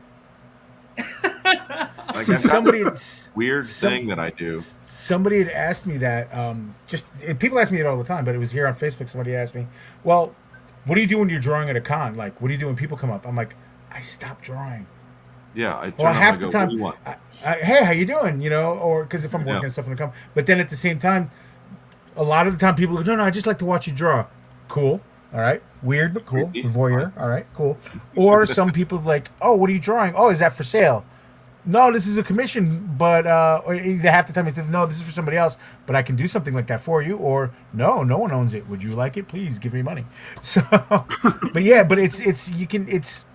it's a good hook for engaging people at a show anyway, or these streams. Right. That's why I have the camera over here. I mean, I'll turn the camera around if anybody wants, but who wants to see me when you can just see what I'm working on? I mean, I love, for me, and I say this to people all the time, like if you do print, like you do digital work, right? And you've got a Vic Medina on the table next to you, you're gonna have problems, right? But my point is don't compete. Like, do something that's unique to you. If your digital work is not the best thing that you do, for me, what pays for my table and I make money at cons is my ink wash. I can do that right there on the spot, Like I did that when you came on when we were doing Black Panther. Like 30 minutes, finished piece, $80, take away. Moving on to the next commission. Yep. So, and that people love watching that series. They get to see the process. You know, for Vic or anybody else, like for me, if I'm going to do a digital piece, what I want to do, especially if I'm like conning, which SummerCon's coming in June, by the way, I might actually be able to sneak that in, is I want to be able to have like a TV screen behind me, and I want to be able to work, and you're seeing the work like on the TV screen when you walk. I'm going to help you with that. Two things. First off, you could always hook up a projector. You really could. But that you need, the lighting needs to be, specific. But whatever. Buddy of mine who's been with me on this show, and you've met him a bunch of times, Jay Atramesser. Okay. Because he's primarily, like, he can draw on a piece of paper or whatever, but he's primarily digital, does some amazing stuff. He actually got invited, once COVID starts lifting up, he's going to be doing Puerto Rico Comic-Con. There's a con in Seoul, Korea he got invited to. All sorts of amazing things. He's going to go to the Seoul, Korea one next year? Yep. They're doing, they invited him, and they did a big display already. They'd been advertising him, so he's going. Just, COVID made everything weird, but he's going. But he does get some, and I see it, and it pisses me off when people give digital artists a hard, digital, would you just press a button? Screw you, first off. Secondly, what he did, because he gets it from time to time, and what he did was, and I think it's freaking brilliant, let's say he'll have the print, this print here, we're just using it as an example so you guys can see. This is the print, but he streams a lot, okay? He's on Twitch like me a lot. So, but his setup is a lot, because he's digital. He has 3 cameras, one on the piece, the screen, one on him, and one on him actually drawing it on the screen. So you can see from nuts to bolts, from A to Z, what he's doing. He records his streams. He got some, shitty, Wish.com tablets. So say this is the table. You're the guest. You're the customer looking at his table. He has a couple tablets on his table with the loop of him doing his drawings live. Exactly. Yeah. So people can see, well, you did this? Like, yeah, it's right there playing on the video. And you can see him from A to Z do his stuff. And I've noticed it has shut up some people. And B, also, I think it's helped him just fan base-wise, because people can be like, oh, where did you do that? Like, what? And then he can do like one, like me, here you go. You can find me on blah, blah, blah, blah, blah, blah, blah, blah, blah. And then like you were saying, because before you were talking about, this is a YouTube-only thing. For each social media thing, and this is where you tie everything, I have different content for each social media platform that I use. Only Twitch stuff is Twitch stuff. Only Instagram has whatever, and Facebook is, whatever. So, yeah, that's right there. All right. Point made. I couldn't get to the end of that, but I feel so shitty for a lot of digital artists who get crap, especially from other artists. Like, digital, blah, blah, blah, blah, blah. I was like, hey, man, okay, cool. So do you think they're still using a printing press to print your comics? And they're using 4 inks and everything's done page by page? Like, you don't think that they scan your shit and color it digitally and then print it out, like, using a computer? Like, come on, man. Come on, other artists. Like, come on. No, I don't actually see that a lot. I feel like it exists. We're moving past that. Like, it's not as bad as it used to be. I disagree. People didn't understand it. I disagree. It's still bad. It's still bad. It's still really bad. I'll get a lot of. Do you draw digitally or traditional? And I'm like, mostly digital. And then they'll be like, then there's nothing. You don't hear from them ever again. Yeah. I mean, there's a certain thing I would. So let's say this. So for Vic, if I wanted a piece from Vic, I probably would want something like I'm more of a traditional. Like, I want to hang up a traditional piece, only because I want to be the only one that has that piece. Now, that being said, I've got friends of mine that I would say, look, I'll pay for it, but I want it to be the only one that's made. Like, that would be important. Yeah. I've done a few commissions and that would be the same thing as getting a traditional piece. I've done some digital commissions like that. Let me, I guess, you mentioned Brian Silverback earlier. He came up with a really good solution to that. And to me, it's because he recognizes that there are people that want that original one of a kind piece. So what he does is he will, even if he draws digital, he'll like maybe print it out 1-to-1 on like a blue line, and then he'll ink it traditionally. So that way he has a digital piece and then he has a traditional inked piece that's over his digital pencils. And then if he wants to go back and color it, he can scan that. He scans the ink piece, because Brian has a great model, because that allows him to sell it. He can do the digital. He can get that, get it done fast. But then he has an original piece that's hand inked, and that can be sold too as an original. So I think it's a great formula. But I have to say that there are a lot of really mainstream artists now that are just digital now, and so they're really, I think they're breaking that stigma that comes along with it, especially when you see the quality. I mean, there's the stuff that you can do digitally that would just take so much time to try and recreate, traditionally, and you're seeing that in monthly titles. So I think that's great. I think it's just getting used to it. Yeah. People aren't going to Marvel and DC guys and or Image guys and saying, "Oh, you draw digitally," blah blah blah. They're going to the smaller guys, and they're giving them shit for it. and it's the truth. To me, I watch it. I see it every show. I'm still gonna go traditional, but until I can get like Vic and be very proficient digitally, I'm gonna probably do it traditional and then scan it in and then digitally ink it, because that's another thing too. It's like I'm so phobic of messing something up when I'm inking it, that at least if you ink it digitally, then you'll have, it's more forgiving, because you can do oh my god, great word. You can undo it. I'm gonna tell everybody, I said the same thing to somebody recently that was an artist. You just gotta ink it right on the pencils. Yeah, well, Simon Fraser says that. Simon Fraser says that. He says once you do the face, ink it, boom, get it done, finished, out of the way. But I will leave my last 2 cents on the thing. Look, digital, traditional, I don't care what you're if you're making stuff, you're an artist. Like I start dropping. Oh, I work digitally. I draw. What do you need? I'm kind of, and I'm dropping that when I describe it. Like somebody has. Oh, Vic. Like, what's he work on? I'm like, he's an artist. He's a comic book artist. He does great stuff. Blah blah blah. I'm not like. I'm not. I'm not gonna say. Oh no, Gerald's a pencil. He uses a pencil. Tradition. No, he's an artist. Joe's an artist. Brian's an artist. These are artists. I'm not gonna. My 2 cents is, it doesn't matter what you draw on. You still picking something up, be it your Apple Pencil or a pencil, and you're drawing. You're drawing, or a paintbrush, or a stick with dirt on it. I don't care. If you're making something, you're making something, and that's the bottom line. That's a good way to end the show. And on that note, Gerald, let's go ahead and wrap it up. That was great. All right. So, Pete, I want to thank Pete. I want to thank Edgar. There wasn't, I guess our chat area wasn't as lively tonight, but those of you that were in there, sorry if we didn't get to bring up your comments. But we brought everybody up. They were good. Thank you. Yeah.